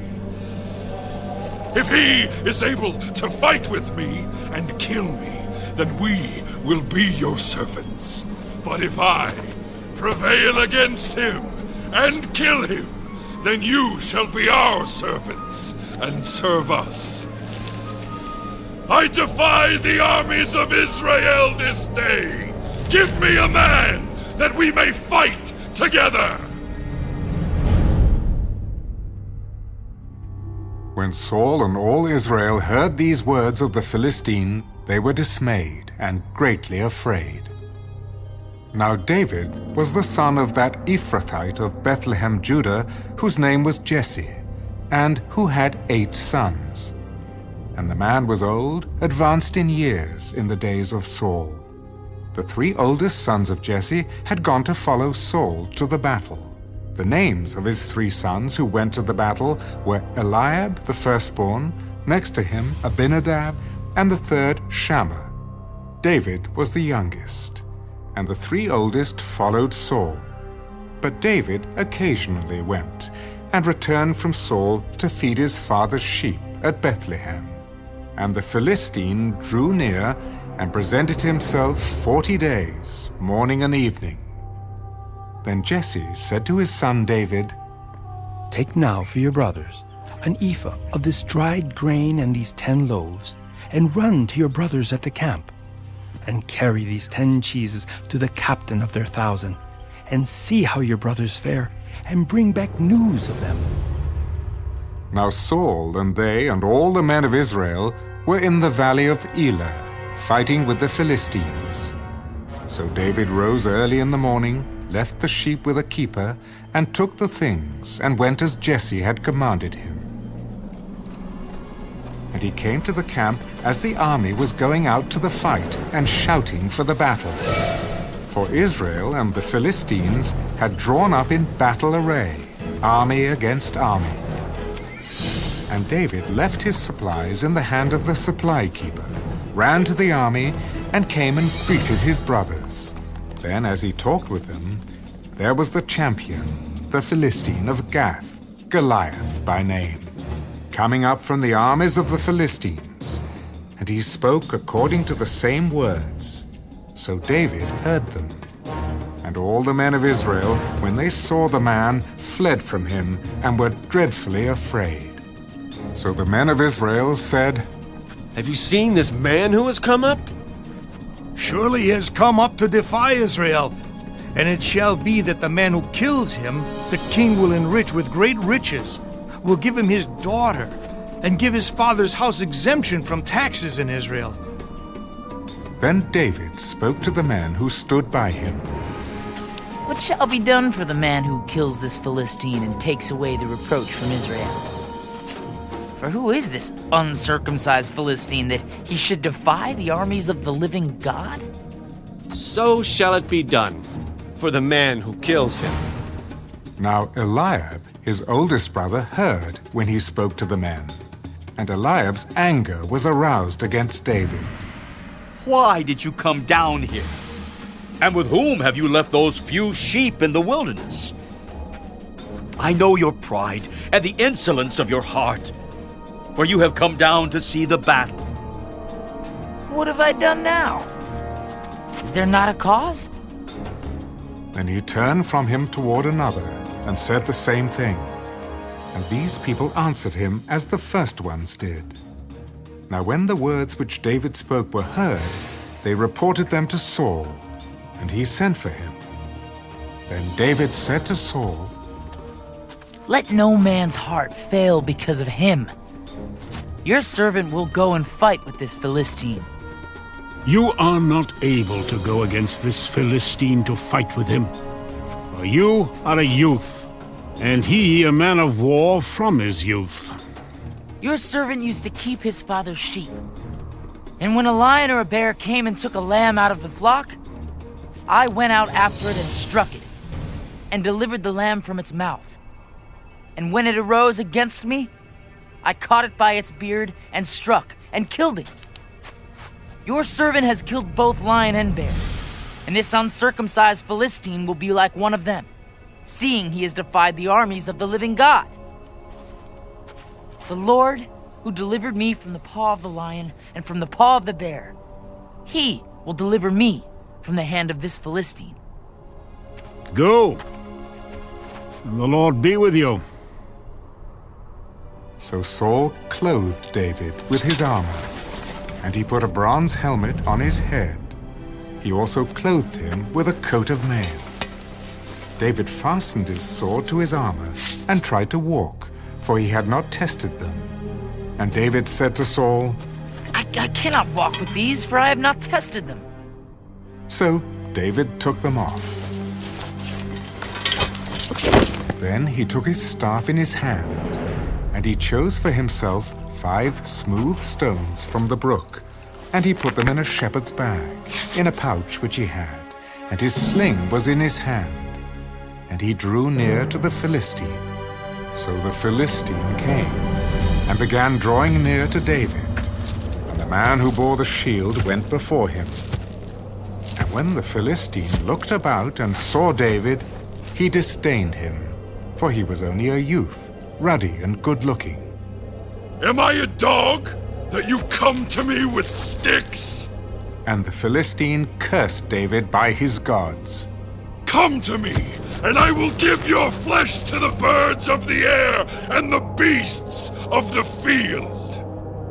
You come to me with a sword, with a spear and with a javelin. But I come to you in the name of the Lord of hosts, the God of the armies of Israel, whom you have defied. This day the Lord will deliver you into my hand, and I will strike you and take your head from you. And this day I will give the carcasses of the camp of the Philistines to the birds of the air and the wild beasts of the earth, that all the earth may know that there is a God in Israel. Then all this assembly shall know that the Lord does not save with sword and spear, for the battle is the Lord's, and he will give you into our hands. So it was when the Philistine arose and came and drew near to meet David, that David hurried and ran toward the army to meet the Philistine. Then David put his hand in his bag and took out a stone, and he slung it and struck the Philistine in his forehead, so that the stone sank into his forehead, and he fell on his face to the earth. So David prevailed over the Philistine with a sling and a stone, and struck the Philistine and killed him. But there was no sword in the hand of David.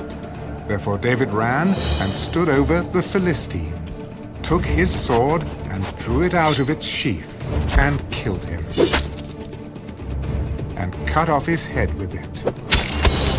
And when the Philistines saw that their champion was dead, they fled. Now the men of Israel and Judah arose and shouted, and pursued the Philistines as far as the entrance of the valley, and to the gates of Ekron. And the wounded of the Philistines fell along the road to Shaaraim, even as far as Gath and Ekron. Then the children of Israel returned from chasing the Philistines, and they plundered their tents. And David took the head of the Philistine and brought it to Jerusalem, but he put his armor in his tent. When Saul saw David going out against the Philistine, he said to Abner, the commander of the army, Abner, whose son is this youth? As your soul lives, O king, I do not know. Inquire whose son this young man is. Then, as David returned from the slaughter of the Philistine, Abner took him and brought him before Saul with the head of the Philistine in his hand. And Saul said to him, Whose son are you, young man? I am the son of your servant Jesse, the Bethlehemite.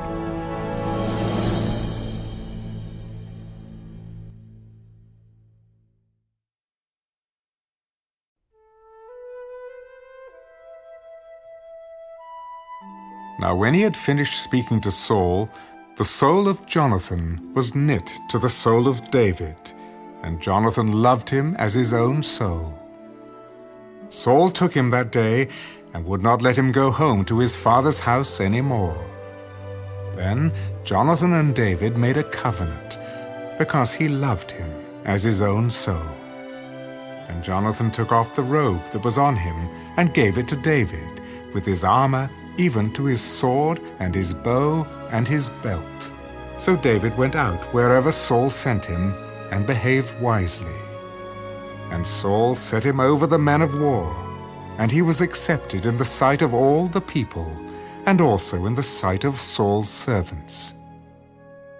Now it had happened, as they were coming home, when David was returning from the slaughter of the Philistine, that the women had come out of all the cities of Israel, singing and dancing to meet King Saul, with tambourines, with joy, and with musical instruments.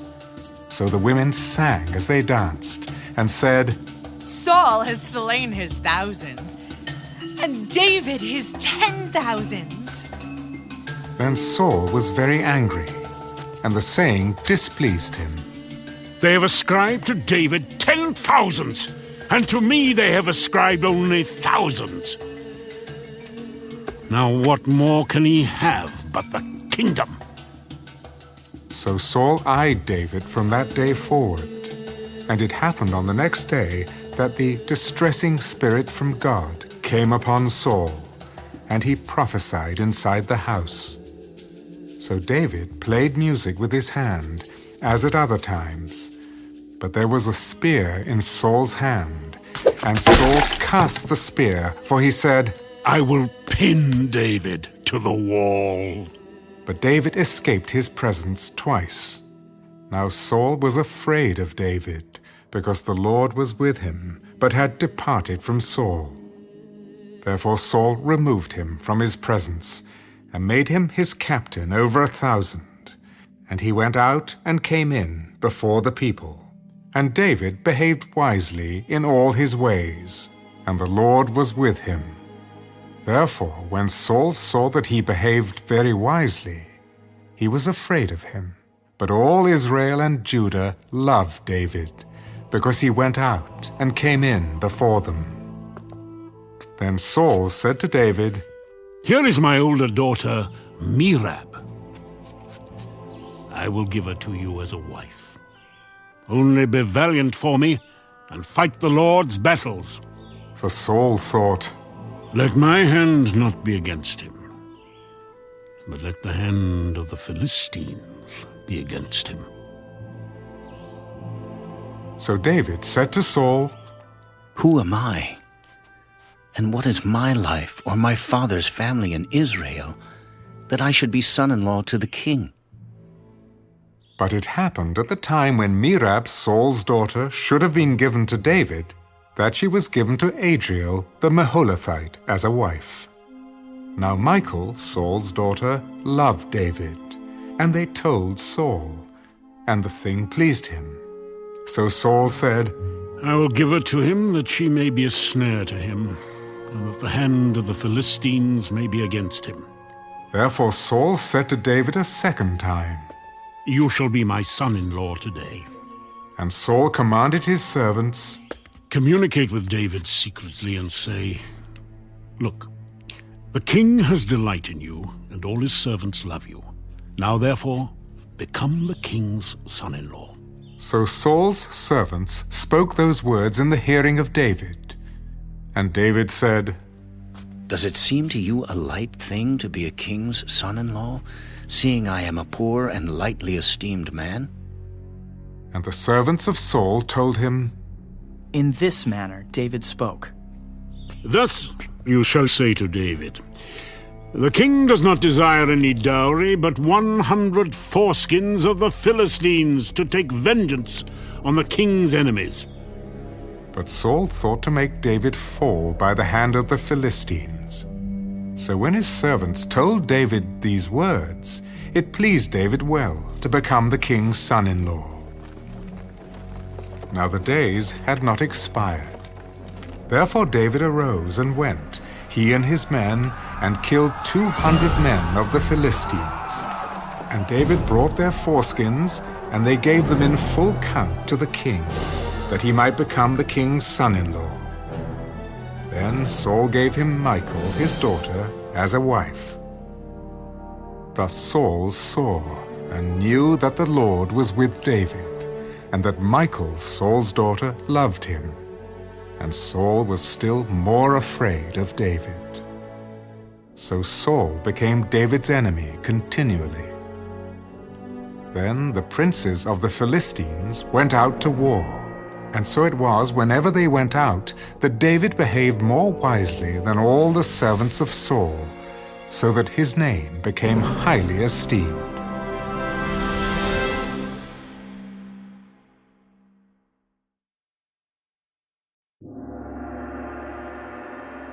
Now Saul spoke to Jonathan his son and to all his servants that they should kill David.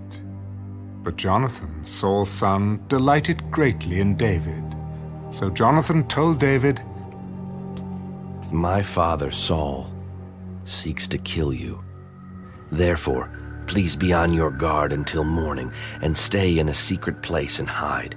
and I will go out and stand beside my father in the field where you are. And I will speak with my father about you. Then what I observe, I will tell you." Thus Jonathan spoke well of David to Saul his father. "Let not the king sin against his servant, against David, because he has not sinned against you, and because his works have been very good toward you. For he took his life in his hands and killed the Philistine, and the Lord brought about a great deliverance for all Israel. You saw it and rejoiced. Why then will you sin against innocent blood, to kill David without a cause?" So Saul heeded the voice of Jonathan, and Saul swore, "As the Lord lives, he shall not be killed." Then Jonathan called David, and Jonathan told him all these things. So Jonathan brought David to Saul, and he was in his presence as in times past.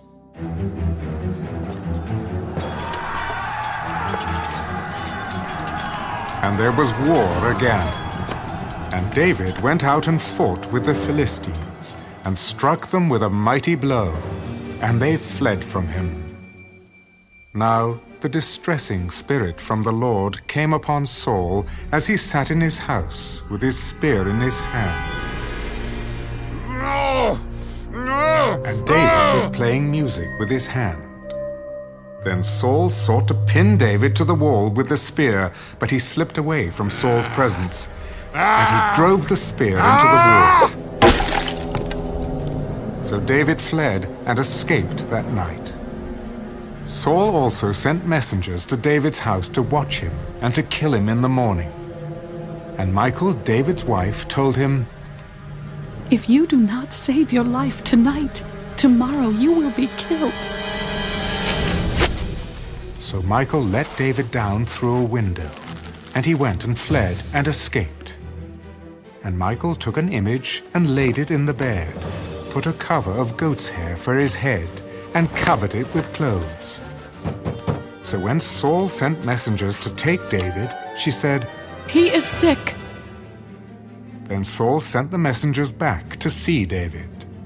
"Bring him up to me in the bed, that I may kill him." And when the messengers had come in, there was the image in the bed, with a cover of goat's hair for his head. Then Saul said to Michal, "Why have you deceived me like this, and sent my enemy away, so that he has escaped?" "He said to me, 'Let me go. Why should I kill you?'" So David fled and escaped, and went to Samuel at Ramah, and told him all that Saul had done to him. And he and Samuel went and stayed in Naioth. Now it was told Saul, "Take note, David is at Naioth in Ramah." Then Saul sent messengers to take David. And when they saw the group of prophets prophesying, and Samuel standing as leader over them, the Spirit of God came upon the messengers of Saul, and they also prophesied. And when Saul was told, he sent other messengers, and they prophesied likewise. Then Saul sent messengers again the third time, and they prophesied also. Then he also went to Ramah, and came to the great well that is at Secu. So he asked, "Where are Samuel and David?" And someone said, "Indeed, they are at Naioth in Ramah." So he went there to Naioth in Ramah. Then the Spirit of God was upon him also, and he went on and prophesied until he came to Naioth in Ramah. And he also stripped off his clothes, and prophesied before Samuel in like manner, and lay down naked all that day and all that night. Therefore they say, "Is Saul also among the prophets?"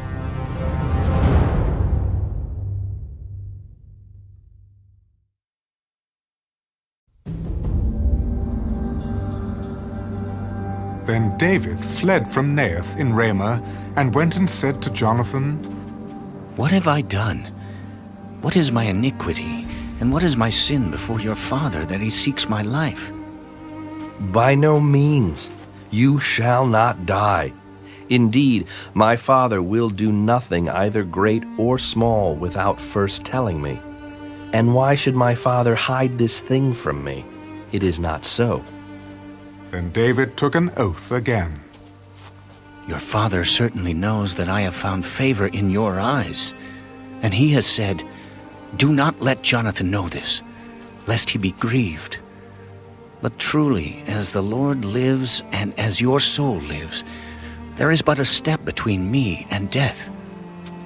Whatever you yourself desire, I will do it for you. Indeed, tomorrow is the new moon, and I should not fail to sit with the king to eat. But let me go, that I may hide in the field until the third day at evening. If your father misses me at all, then say, David earnestly asked permission of me that he might run over to Bethlehem, his city, for there is a yearly sacrifice there for all the family. If he says thus, it is well, your servant will be safe. But if he is very angry, be sure that evil is determined by him. Therefore you shall deal kindly with your servant, for you have brought your servant into a covenant of the Lord with you. Nevertheless, if there is iniquity in me, kill me yourself. For why should you bring me to your father? Far be it from you. For if I knew certainly that evil was determined by my father to come upon you, then would I not tell you? Who will tell me? Or what if your father answers you roughly? Come, let us go out into the field. So both of them went out into the field.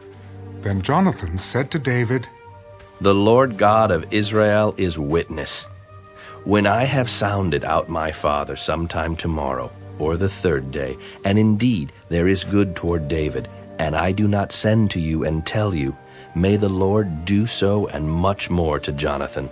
But if it pleases my father to do you evil, then I will report it to you and send you away, that you may go in safety. And the Lord be with you as he has been with my father. And you shall not only show me the kindness of the Lord while I still live, that I may not die, but you shall not cut off your kindness from my house forever. No, not when the Lord has cut off every one of the enemies of David from the face of the earth. So Jonathan made a covenant with the house of David. Let the Lord require it at the hand of David's enemies. Now Jonathan again caused David to vow, because he loved him, for he loved him as he loved his own soul. Then Jonathan said to David, Tomorrow is the new moon, and you will be missed, because your seat will be empty.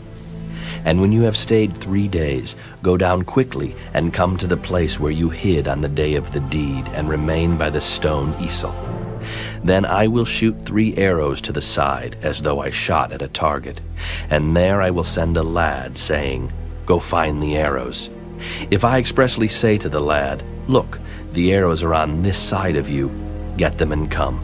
Then, as the Lord lives, there is safety for you and no harm. But if I say thus to the young man, Look, the arrows are beyond you, go your way, for the Lord has sent you away. And as for the matter which you and I have spoken of, indeed, the Lord be between you and me forever. Then David hid in the field, and when the new moon had come, the king sat down to eat the feast. Now the king sat on his seat, as at other times, on a seat by the wall. And Jonathan arose, and Abner sat by Saul's side, but David's place was empty. Nevertheless, Saul did not say anything that day, for he thought, Something has happened to him. He is unclean. Surely he is unclean. And it happened the next day, the 2nd day of the month, that David's place was empty.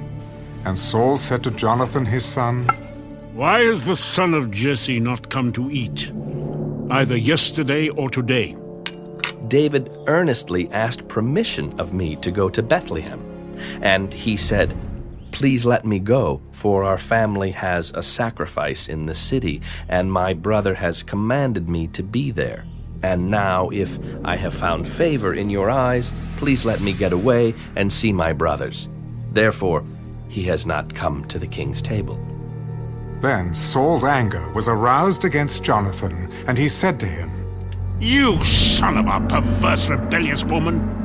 Do I not know that you have chosen the son of Jesse, to your own shame and to the shame of your mother's nakedness? For as long as the son of Jesse lives on the earth, you shall not be established, nor your kingdom. Now therefore send and bring him to me, for he shall surely die." "Why should he be killed? What has he done?" Then Saul cast a spear at him to kill him, by which Jonathan knew that it was determined by his father to kill David.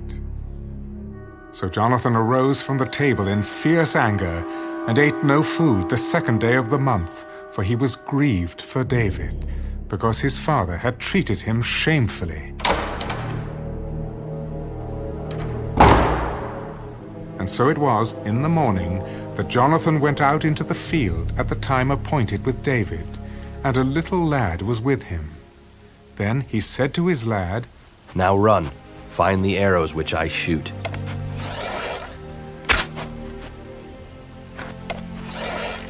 As the lad ran, he shot an arrow beyond him.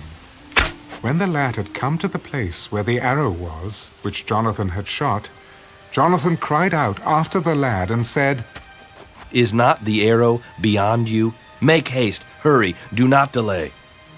So Jonathan's lad gathered up the arrows and came back to his master. But the lad did not know anything. Only Jonathan and David knew of the matter. Then Jonathan gave his weapon to his lad and said to him, "Go, carry them to the city." As soon as the lad had gone, David arose from a place toward the south, fell on his face to the ground, and bowed down 3 times. And they kissed one another, and they wept together, but David more so. Then Jonathan said to David, "Go in peace, since we have both sworn in the name of the Lord, saying, 'May the Lord be between you and me, and between your descendants and my descendants forever.'" So he arose and departed, and Jonathan went into the city.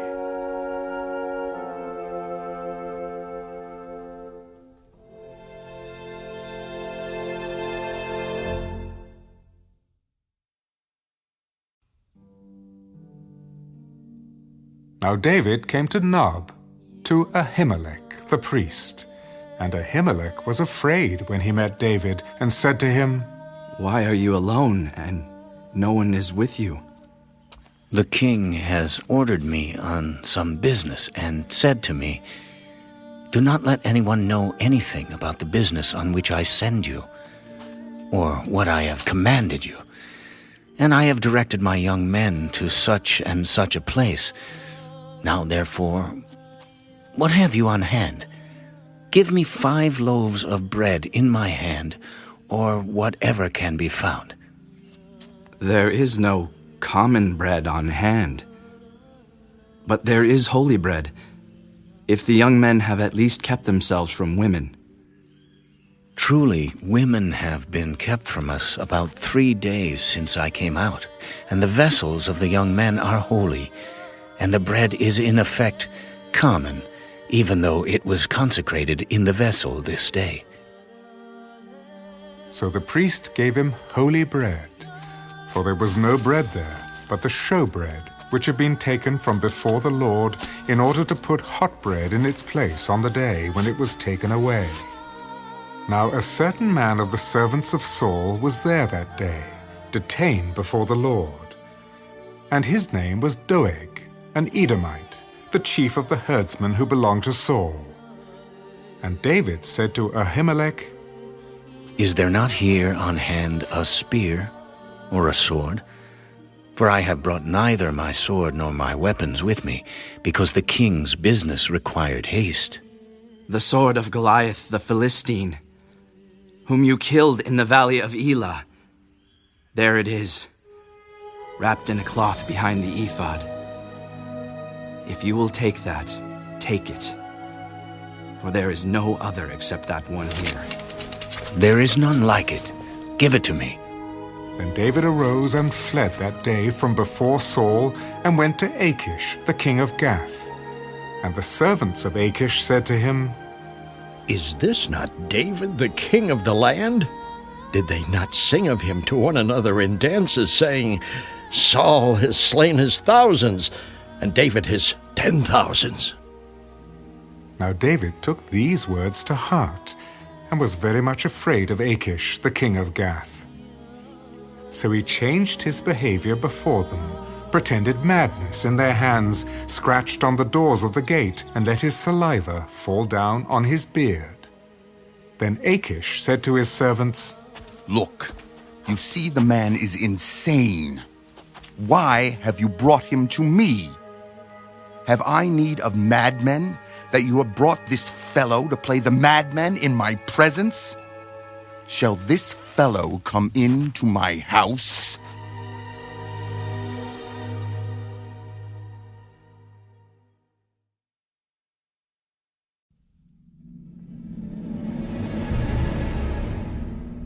David therefore departed from there, and escaped to the cave of Adullam.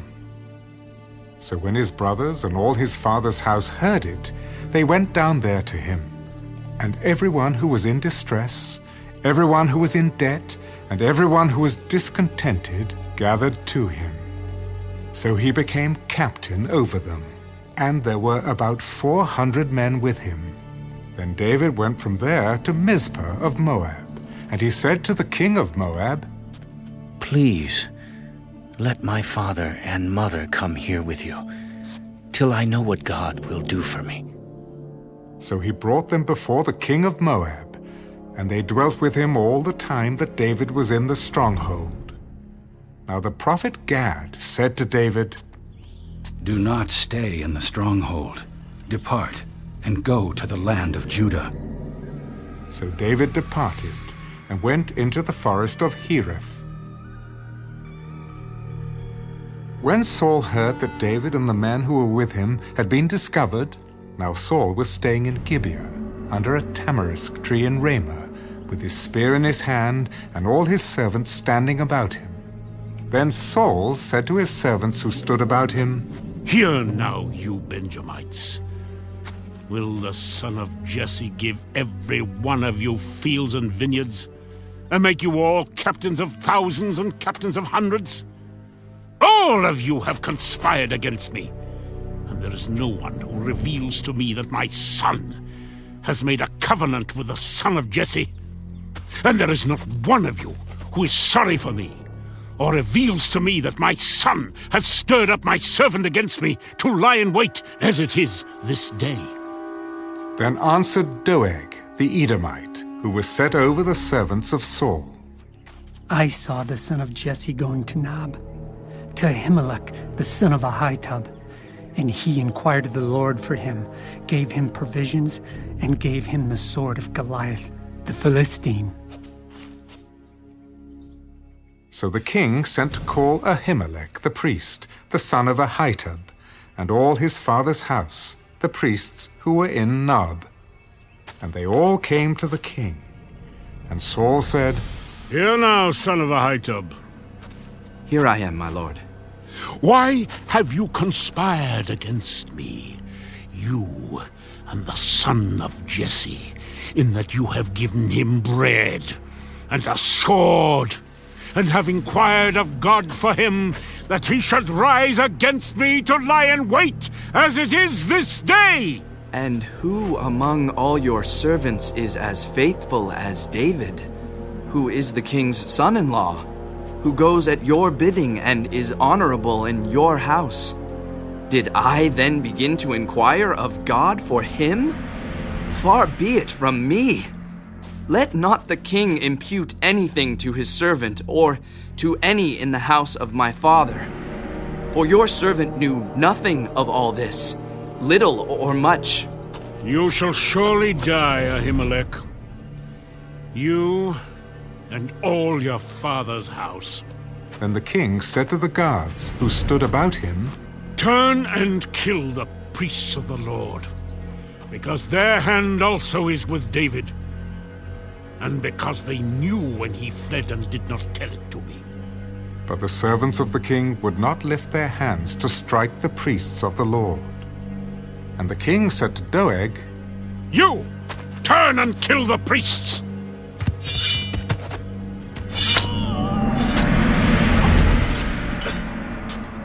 So Doeg the Edomite turned and struck the priests, and killed on that day 85 men who wore a linen ephod.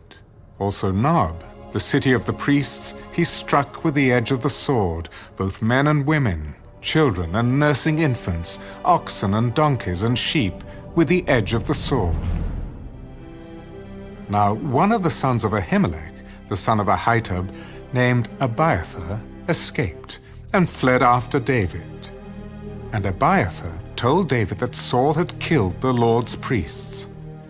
So David said to Abiathar, I knew that day when Doeg the Edomite was there, that he would surely tell Saul, I have caused the death of all the persons of your father's house. Stay with me.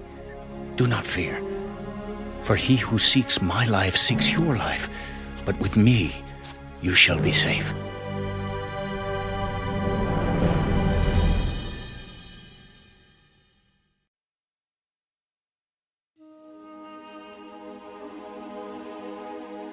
Then they told David, Look, the Philistines are fighting against Keilah, and they are robbing the threshing floors. Therefore David inquired of the Lord, Shall I go and attack these Philistines? Go and attack the Philistines, and save Keilah. But David's men said to him, Look, we are afraid here in Judah. How much more then if we go to Keilah against the armies of the Philistines? Then David inquired of the Lord once again. And the Lord answered him, Arise, go down to Keilah, for I will deliver the Philistines into your hand. And David and his men went to Keilah, and fought with the Philistines, and struck them with a mighty blow, and took away their livestock. So David saved the inhabitants of Keilah. Now it happened, when Abiathar, the son of Ahimelech, fled to David at Keilah, that he went down with an ephod in his hand. And Saul was told that David had gone to Keilah.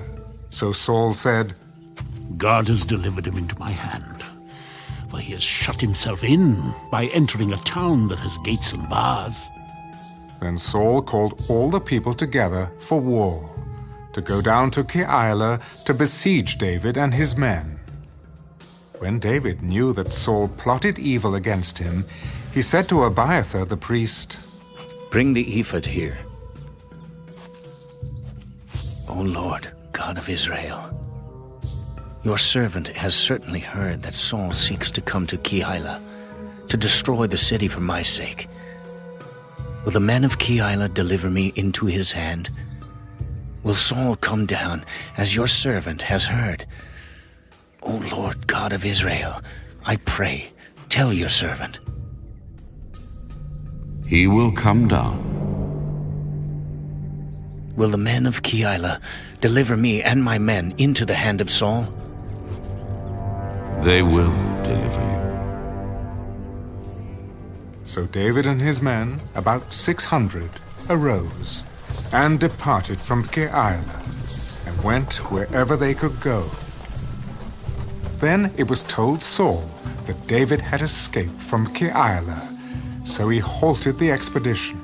And David stayed in strongholds in the wilderness, and remained in the mountains in the wilderness of Ziph.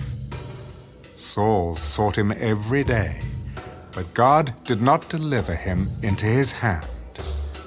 So David saw that Saul had come out to seek his life, and David was in the wilderness of Ziph, in a forest. Then Jonathan, Saul's son, arose and went to David in the woods, and strengthened his hand in God. And he said to him, Do not fear, for the hand of Saul my father shall not find you. You shall be king over Israel, and I shall be next to you. Even my father Saul knows that. So the two of them made a covenant before the Lord. And David stayed in the woods, and Jonathan went to his own house. Then the Ziphites came up to Saul at Gibeah. Is David not hiding with us in strongholds in the woods, in the hill of Hachilah, which is on the south of Jeshimon? Now therefore, O king, come down according to all the desire of your soul to come down, and our part shall be to deliver him into the king's hand. Blessed are you of the Lord, for you have compassion on me. Please go and find out for sure, and see the place where his hideout is, and who has seen him there. For I am told he is very crafty.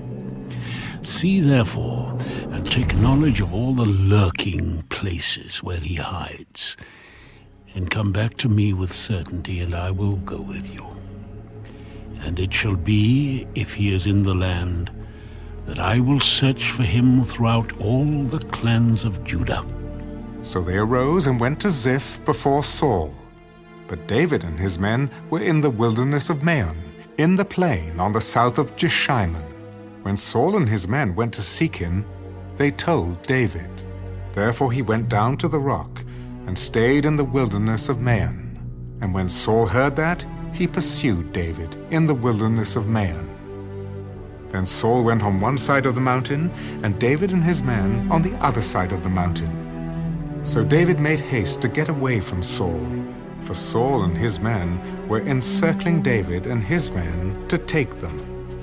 But a messenger came to Saul. Hurry and come, for the Philistines have invaded the land. Therefore Saul returned from pursuing David and went against the Philistines. So they called that place the Rock of Escape. Then David went up from there and dwelt in strongholds at En-Gedi.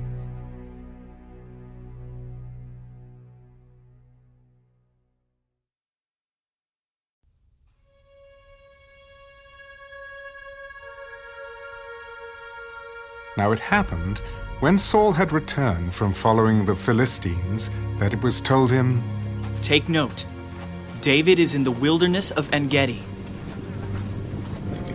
Then Saul took 3,000 chosen men from all Israel, and went to seek David and his men on the rocks of the wild goats. So he came to the sheepfolds by the road, where there was a cave, and Saul went in to attend to his needs. David and his men were staying in the recesses of the cave. Then the men of David said to him, This is the day of which the Lord said to you, Behold, I will deliver your enemy into your hand, that you may do to him as it seems good to you. And David arose and secretly cut off a corner of Saul's robe. Now it happened afterward that David's heart troubled him, because he had cut Saul's robe. And he said to his men, The Lord forbid that I should do this thing to my master, the Lord's anointed, to stretch out my hand against him, seeing he is the anointed of the Lord. So David restrained his servants with these words, and did not allow them to rise against Saul. And Saul got up from the cave and went on his way. David also arose afterward, went out of the cave, and called out to Saul, My lord the king! And when Saul looked behind him, David stooped with his face to the earth and bowed down. Why do you listen to the words of men who say, Indeed, David seeks your harm? Look this day, your eyes have seen that the Lord delivered you today into my hand in the cave, and someone urged me to kill you. but my eye spared you. And I said, I will not stretch out my hand against my Lord, for he is the Lord's anointed.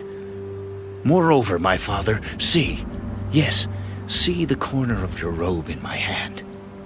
For in that I cut off the corner of your robe and did not kill you, know and see that there is neither evil nor rebellion in my hand, and I have not sinned against you.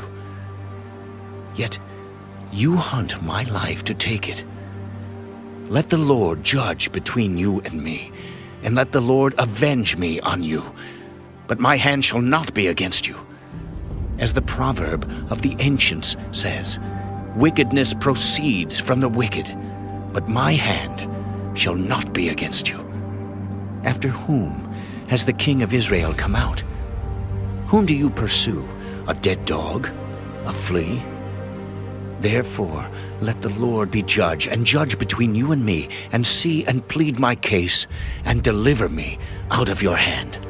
So it was, when David had finished speaking these words to Saul, that Saul said, Is this your voice, my son, David? And Saul lifted up his voice and wept. Oh, you are more righteous than I. For you have rewarded me with good, whereas I have rewarded you with evil.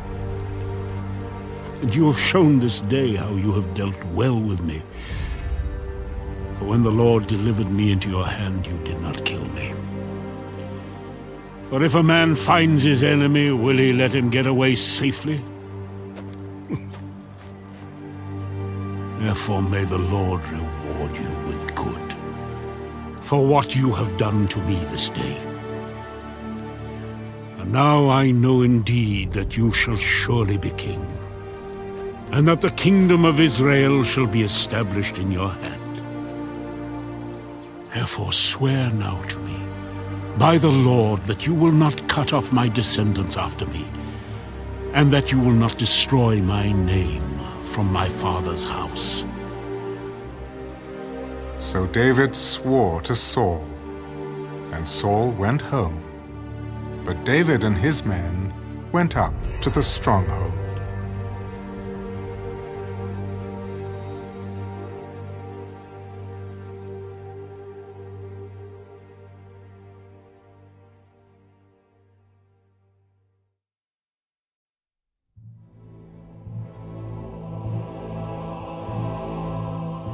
Then Samuel died, and the Israelites gathered together and lamented for him, and buried him at his home in Ramah.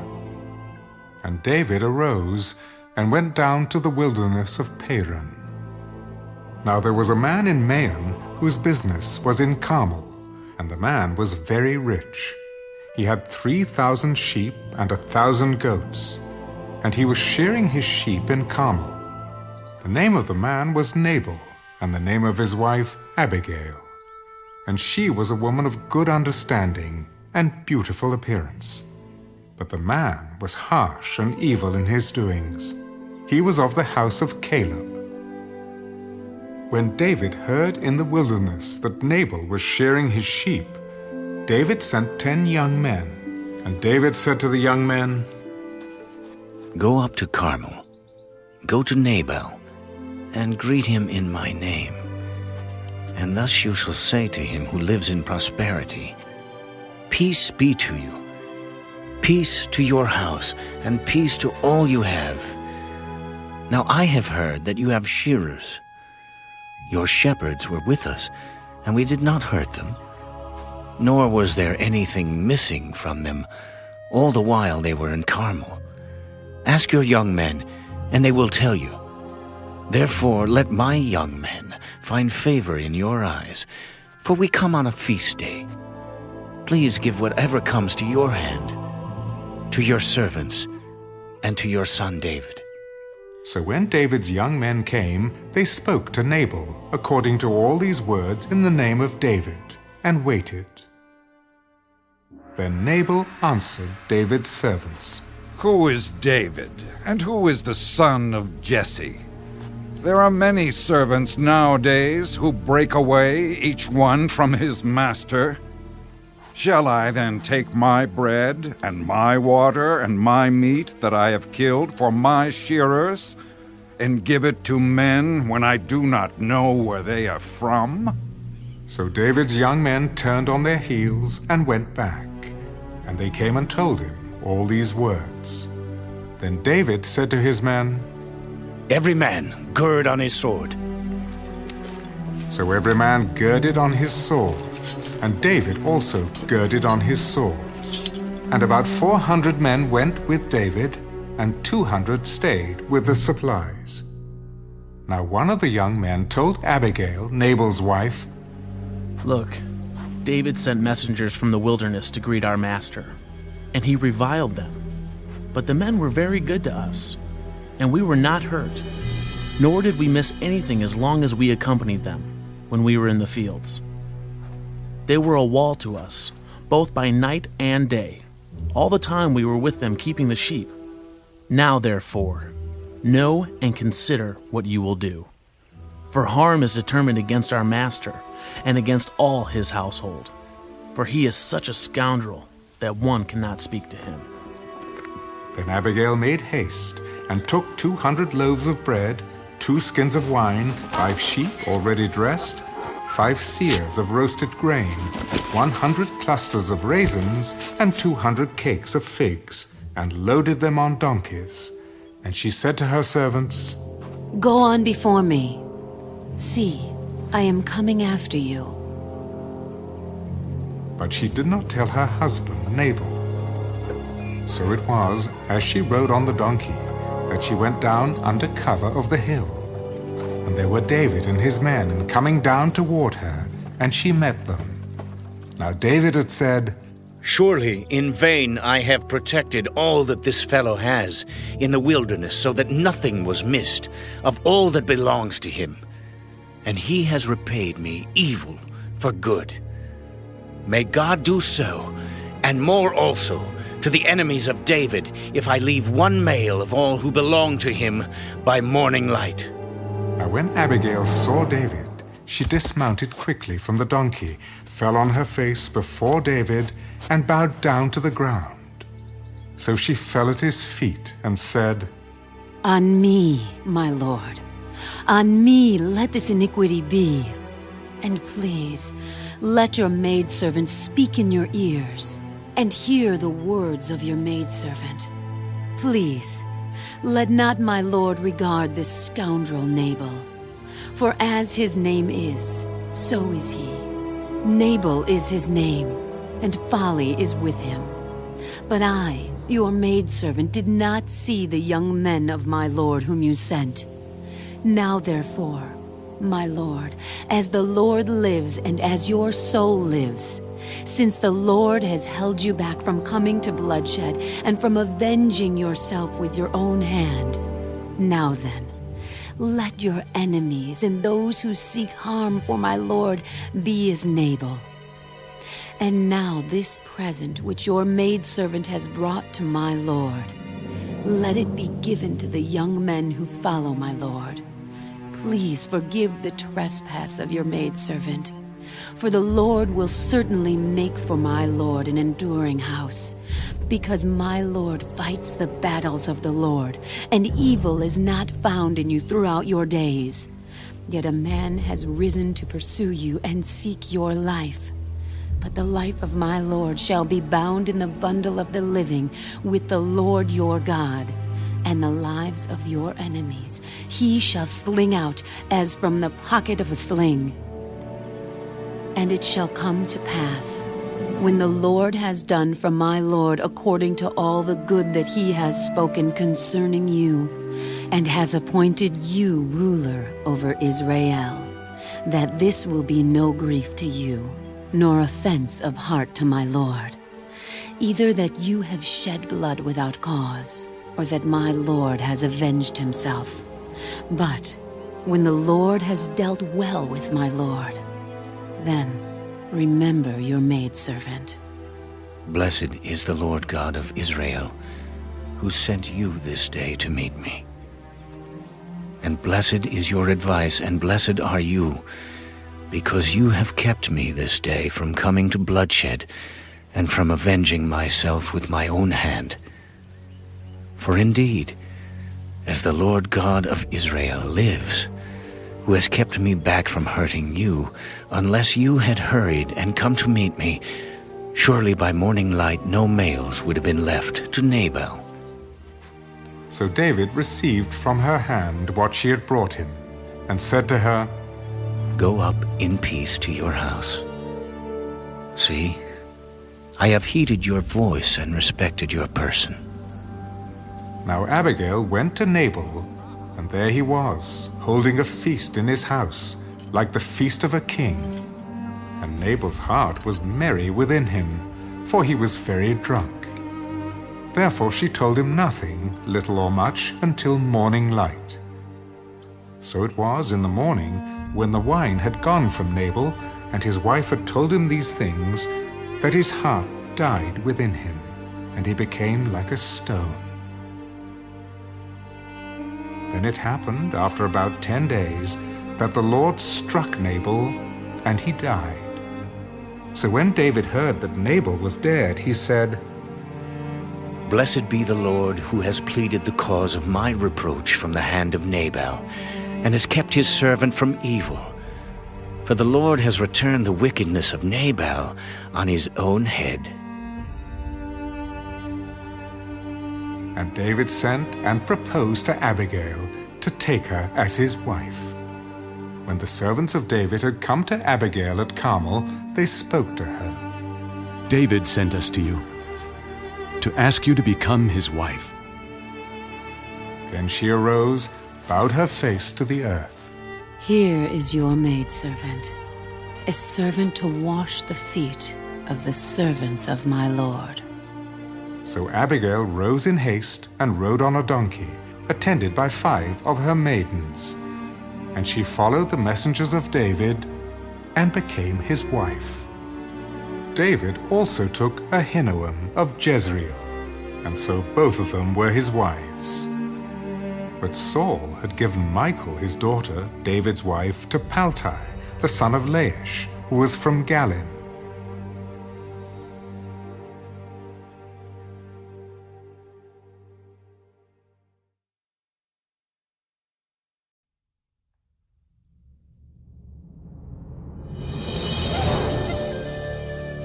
Now the Ziphites came to Saul at Gibeah. Is David not hiding in the hill of Hachilah, opposite Jeshimon? Then Saul arose and went down to the wilderness of Ziph, having 3,000 chosen men of Israel with him, to seek David in the wilderness of Ziph. And Saul encamped in the hill of Hachilah, which is opposite Jeshimon, by the road. But David stayed in the wilderness, and he saw that Saul came after him into the wilderness. David therefore sent out spies, and understood that Saul had indeed come. So David arose and came to the place where Saul had encamped. And David saw the place where Saul lay, and Abner the son of Ner, the commander of his army. Now Saul lay within the camp, with the people encamped all around him. Then David answered, and said to Ahimelech the Hittite, and to Abishai the son of Zeruiah, brother of Joab, Who will go down with me to Saul in the camp? And Abishai said, I will go down with you. So David and Abishai came to the people by night, and there Saul lay sleeping within the camp, with his spear stuck in the ground by his head, and Abner and the people lay all around him. Then Abishai said to David, God has delivered your enemy into your hand this day. Now, therefore, please, let me strike him at once with the spear, right to the earth, and I will not have to strike him a second time. Do not destroy him, for who can stretch out his hand against the Lord's anointed and be guiltless? As the Lord lives, the Lord shall strike him, or his day shall come to die. or he shall go out to battle and perish. The Lord forbid that I should stretch out my hand against the Lord's anointed. But please, take now the spear and the jug of water that are by his head, and let us go." So David took the spear and the jug of water by Saul's head, and they got away, and no man saw or knew it or awoke, for they were all asleep, because a deep sleep from the Lord had fallen on them. Now David went over to the other side, and stood on the top of a hill afar off, a great distance being between them. And David called out to the people and to Abner the son of Ner, "Do you not answer, Abner? Who are you, calling out to the king? Are you not a man? And who is like you in Israel? Why then have you not guarded your lord the king? For one of the people came in to destroy your lord the king. This thing that you have done is not good. As the Lord lives, you deserve to die, because you have not guarded your master, the Lord's anointed. And now see where the king's spear is, and the jug of water that was by his head." Then Saul knew David's voice. "Is this your voice, my son David?" "It is my voice, my lord, O king. Why does my lord thus pursue his servant? For what have I done? Or what evil is in my hand? Now therefore, please let my lord the king hear the words of his servant. If the Lord has stirred you up against me, let him accept an offering. But if it is the children of men, may they be cursed before the Lord. For they have driven me out this day from sharing in the inheritance of the Lord, saying, 'Go, serve other gods.' So now, do not let my blood fall to the earth before the face of the Lord. For the king of Israel has come out to seek a flea, as when one hunts a partridge in the mountains." "I have sinned. Return, my son David, for I will harm you no more, because my life was precious in your eyes this day. Indeed, I have played the fool and erred exceedingly." Here is the king's spear. Let one of the young men come over and get it. May the Lord repay every man for his righteousness and his faithfulness, for the Lord delivered you into my hand today. But I would not stretch out my hand against the Lord's anointed. And indeed, as your life was valued much this day in my eyes, so let my life be valued much in the eyes of the Lord, and let him deliver me out of all tribulation. May you be blessed, my son David. You shall both do great things and also still prevail. So David went on his way, and Saul returned to his place.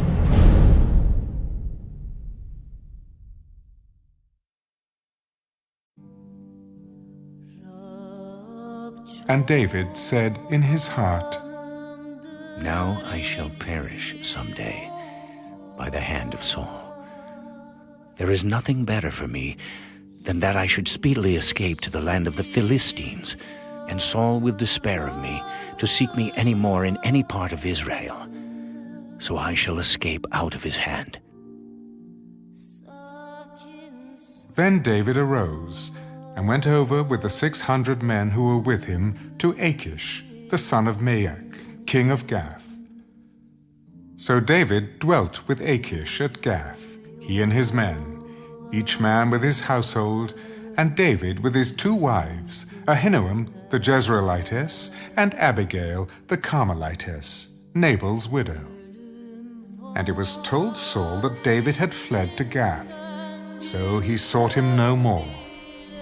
Then David said to Achish, "If I have now found favor in your eyes, let them give me a place in some town in the country, that I may dwell there.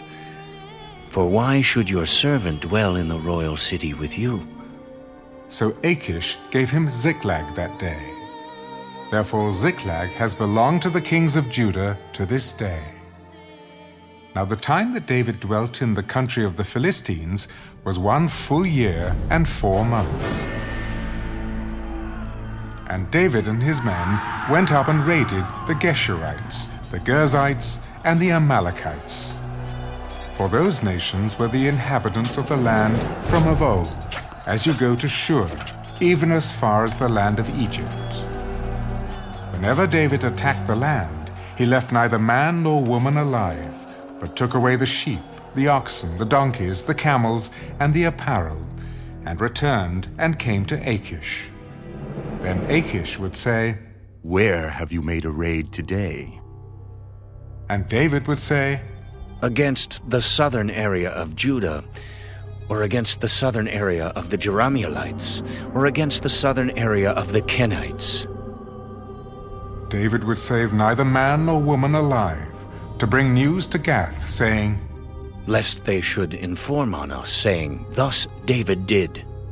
And thus was his behavior all the time he dwelt in the country of the Philistines.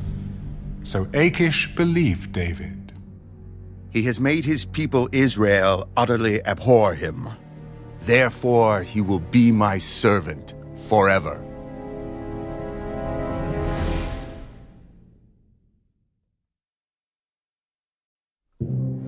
Now it happened in those days that the Philistines gathered their armies together for war, to fight with Israel. And Achish said to David, "You assuredly know that you will go out with me to battle, you and your men."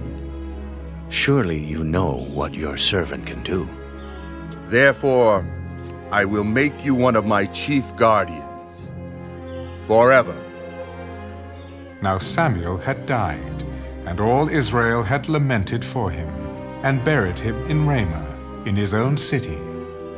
And Saul had put the mediums and the spiritists out of the land.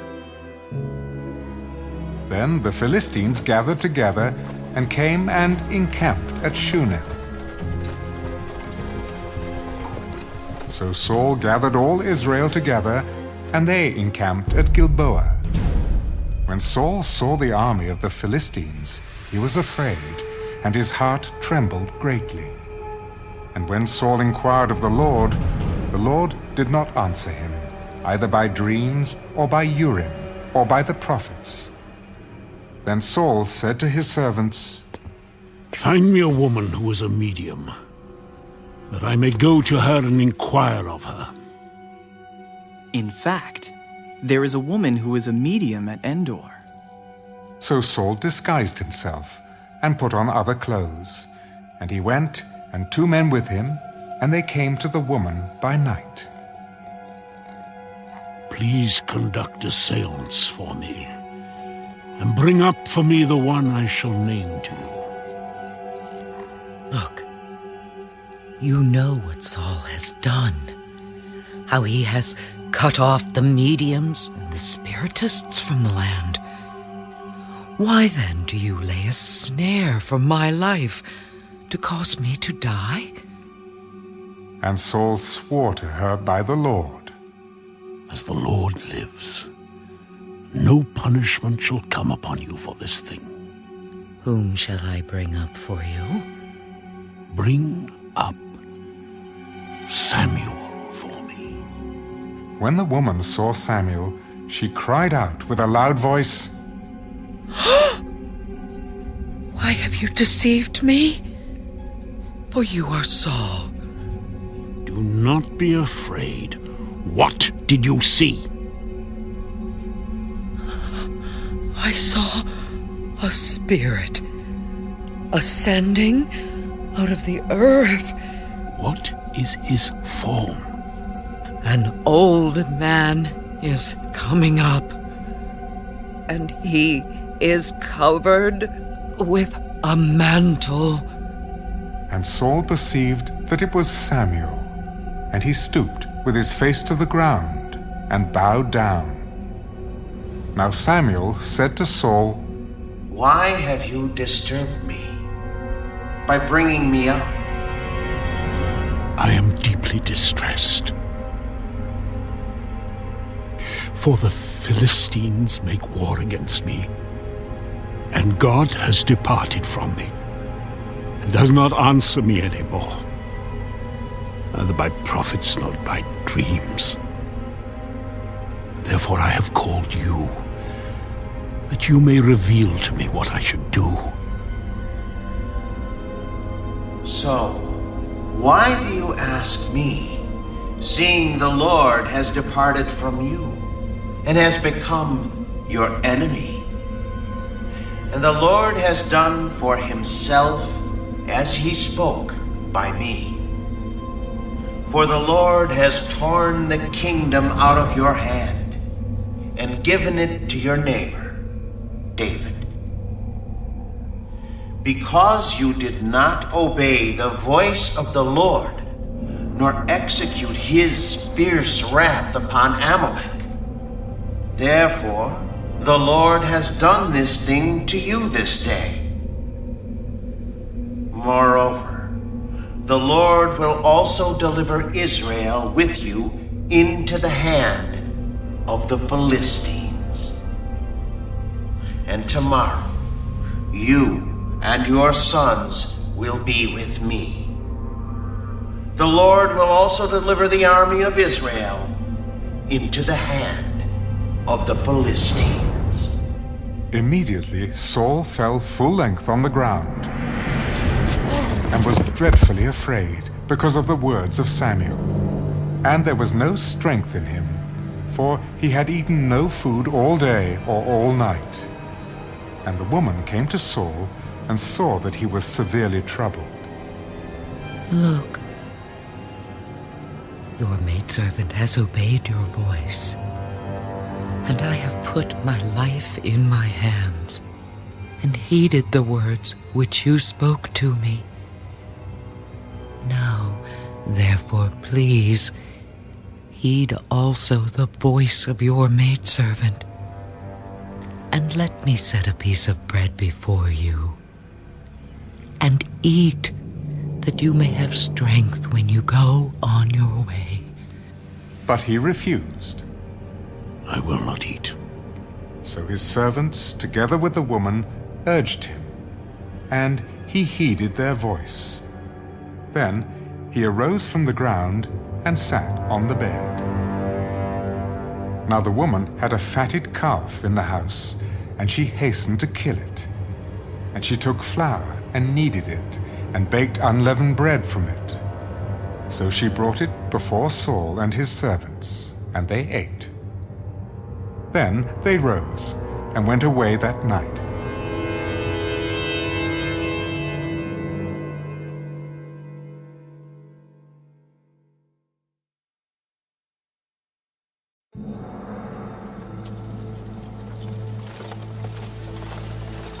Then the Philistines gathered together all their armies at Aphek, and the Israelites encamped by a fountain which is in Jezreel. And the lords of the Philistines passed in review by hundreds and by thousands. But David and his men passed in review at the rear with Achish. Then the princes of the Philistines said, "What are these Hebrews doing here?" And Achish said to the princes of the Philistines, Is this not David, the servant of Saul, king of Israel, who has been with me these days or these years? And to this day I have found no fault in him since he defected to me. But the princes of the Philistines were angry with him. So the princes of the Philistines said to him, "Make this fellow return, that he may go back to the place which you have appointed for him, and do not let him go down with us to battle, lest in the battle he become our adversary. For with what could he reconcile himself to his master, if not with the heads of these men? Is this not David, of whom they sang to one another in dances, saying, 'Saul has slain his thousands, and David his 10,000s?'" Then Achish called David and said to him, Surely as the Lord lives, you have been upright, and your going out and your coming in with me in the army is good in my sight. For to this day I have not found evil in you since the day of your coming to me. Nevertheless, the lords do not favor you. Therefore return now and go in peace, that you may not displease the lords of the Philistines. But what have I done? And to this day, what have you found in your servant as long as I have been with you, that I may not go and fight against the enemies of my lord the king? I know that you are as good in my sight as an angel of God. Nevertheless, the princes of the Philistines have said, "He shall not go up with us to the battle." Now, therefore, rise early in the morning with your master's servants who have come with you. And as soon as you are up early in the morning and have light, depart. So David and his men rose early to depart in the morning to return to the land of the Philistines. And the Philistines went up to Jezreel.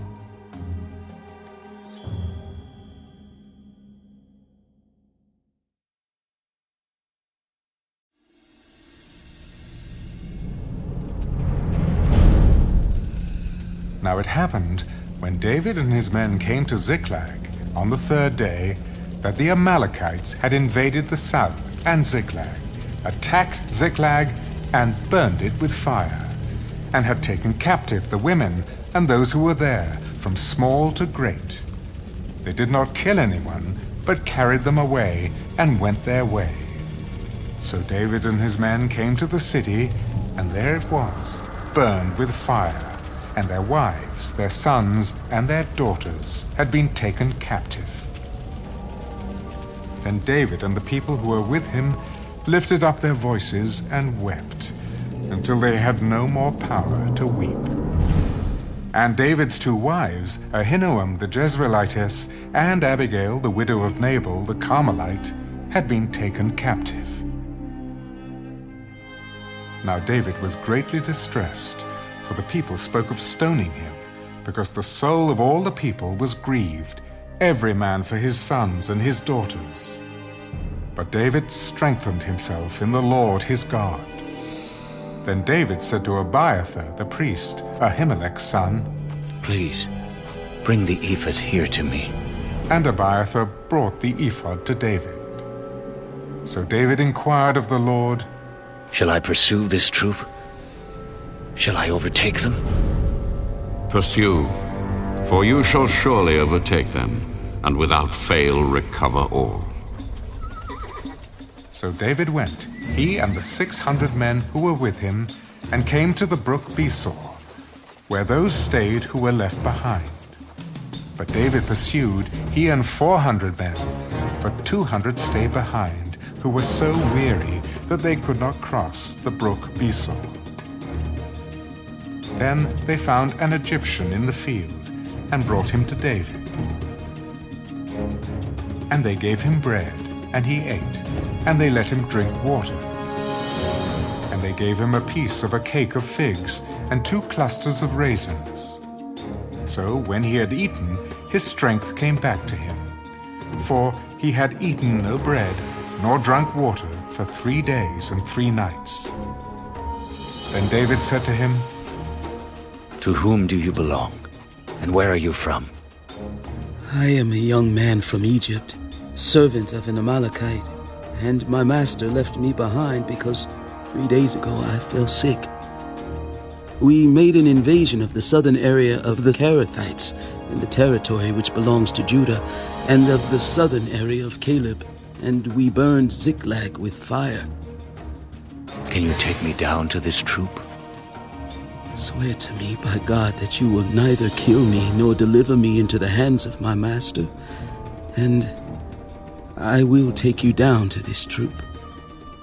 And when he had brought him down, there they were, spread out over all the land, eating and drinking and dancing, because of all the great spoil which they had taken from the land of the Philistines and from the land of Judah.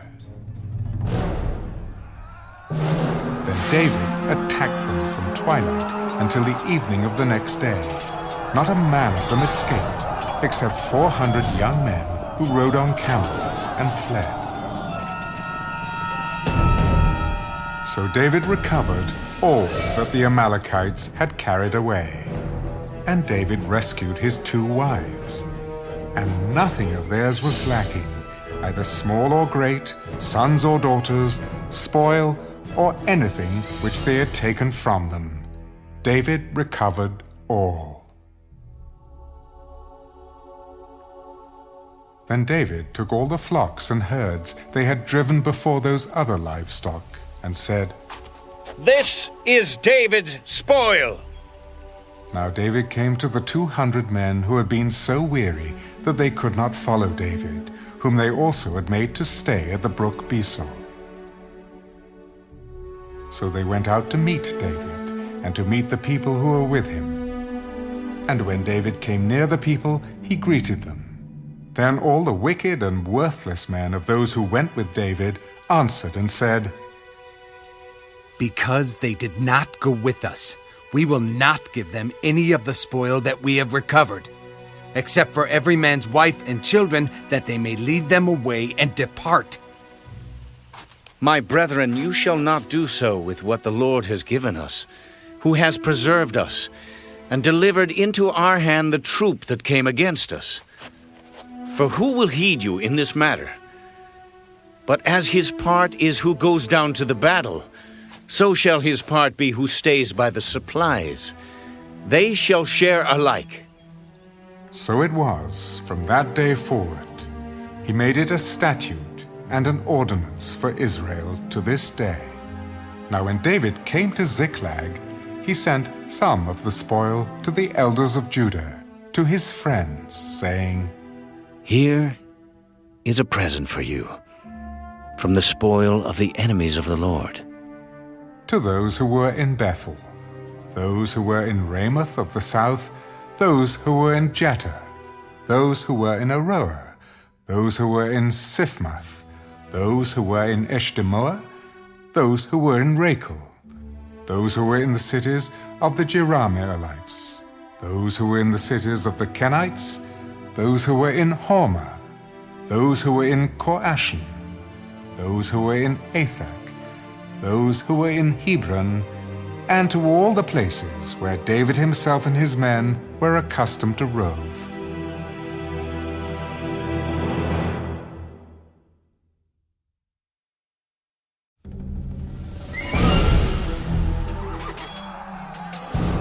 Now the Philistines fought against Israel, and the men of Israel fled from before the Philistines, and fell slain on Mount Gilboa.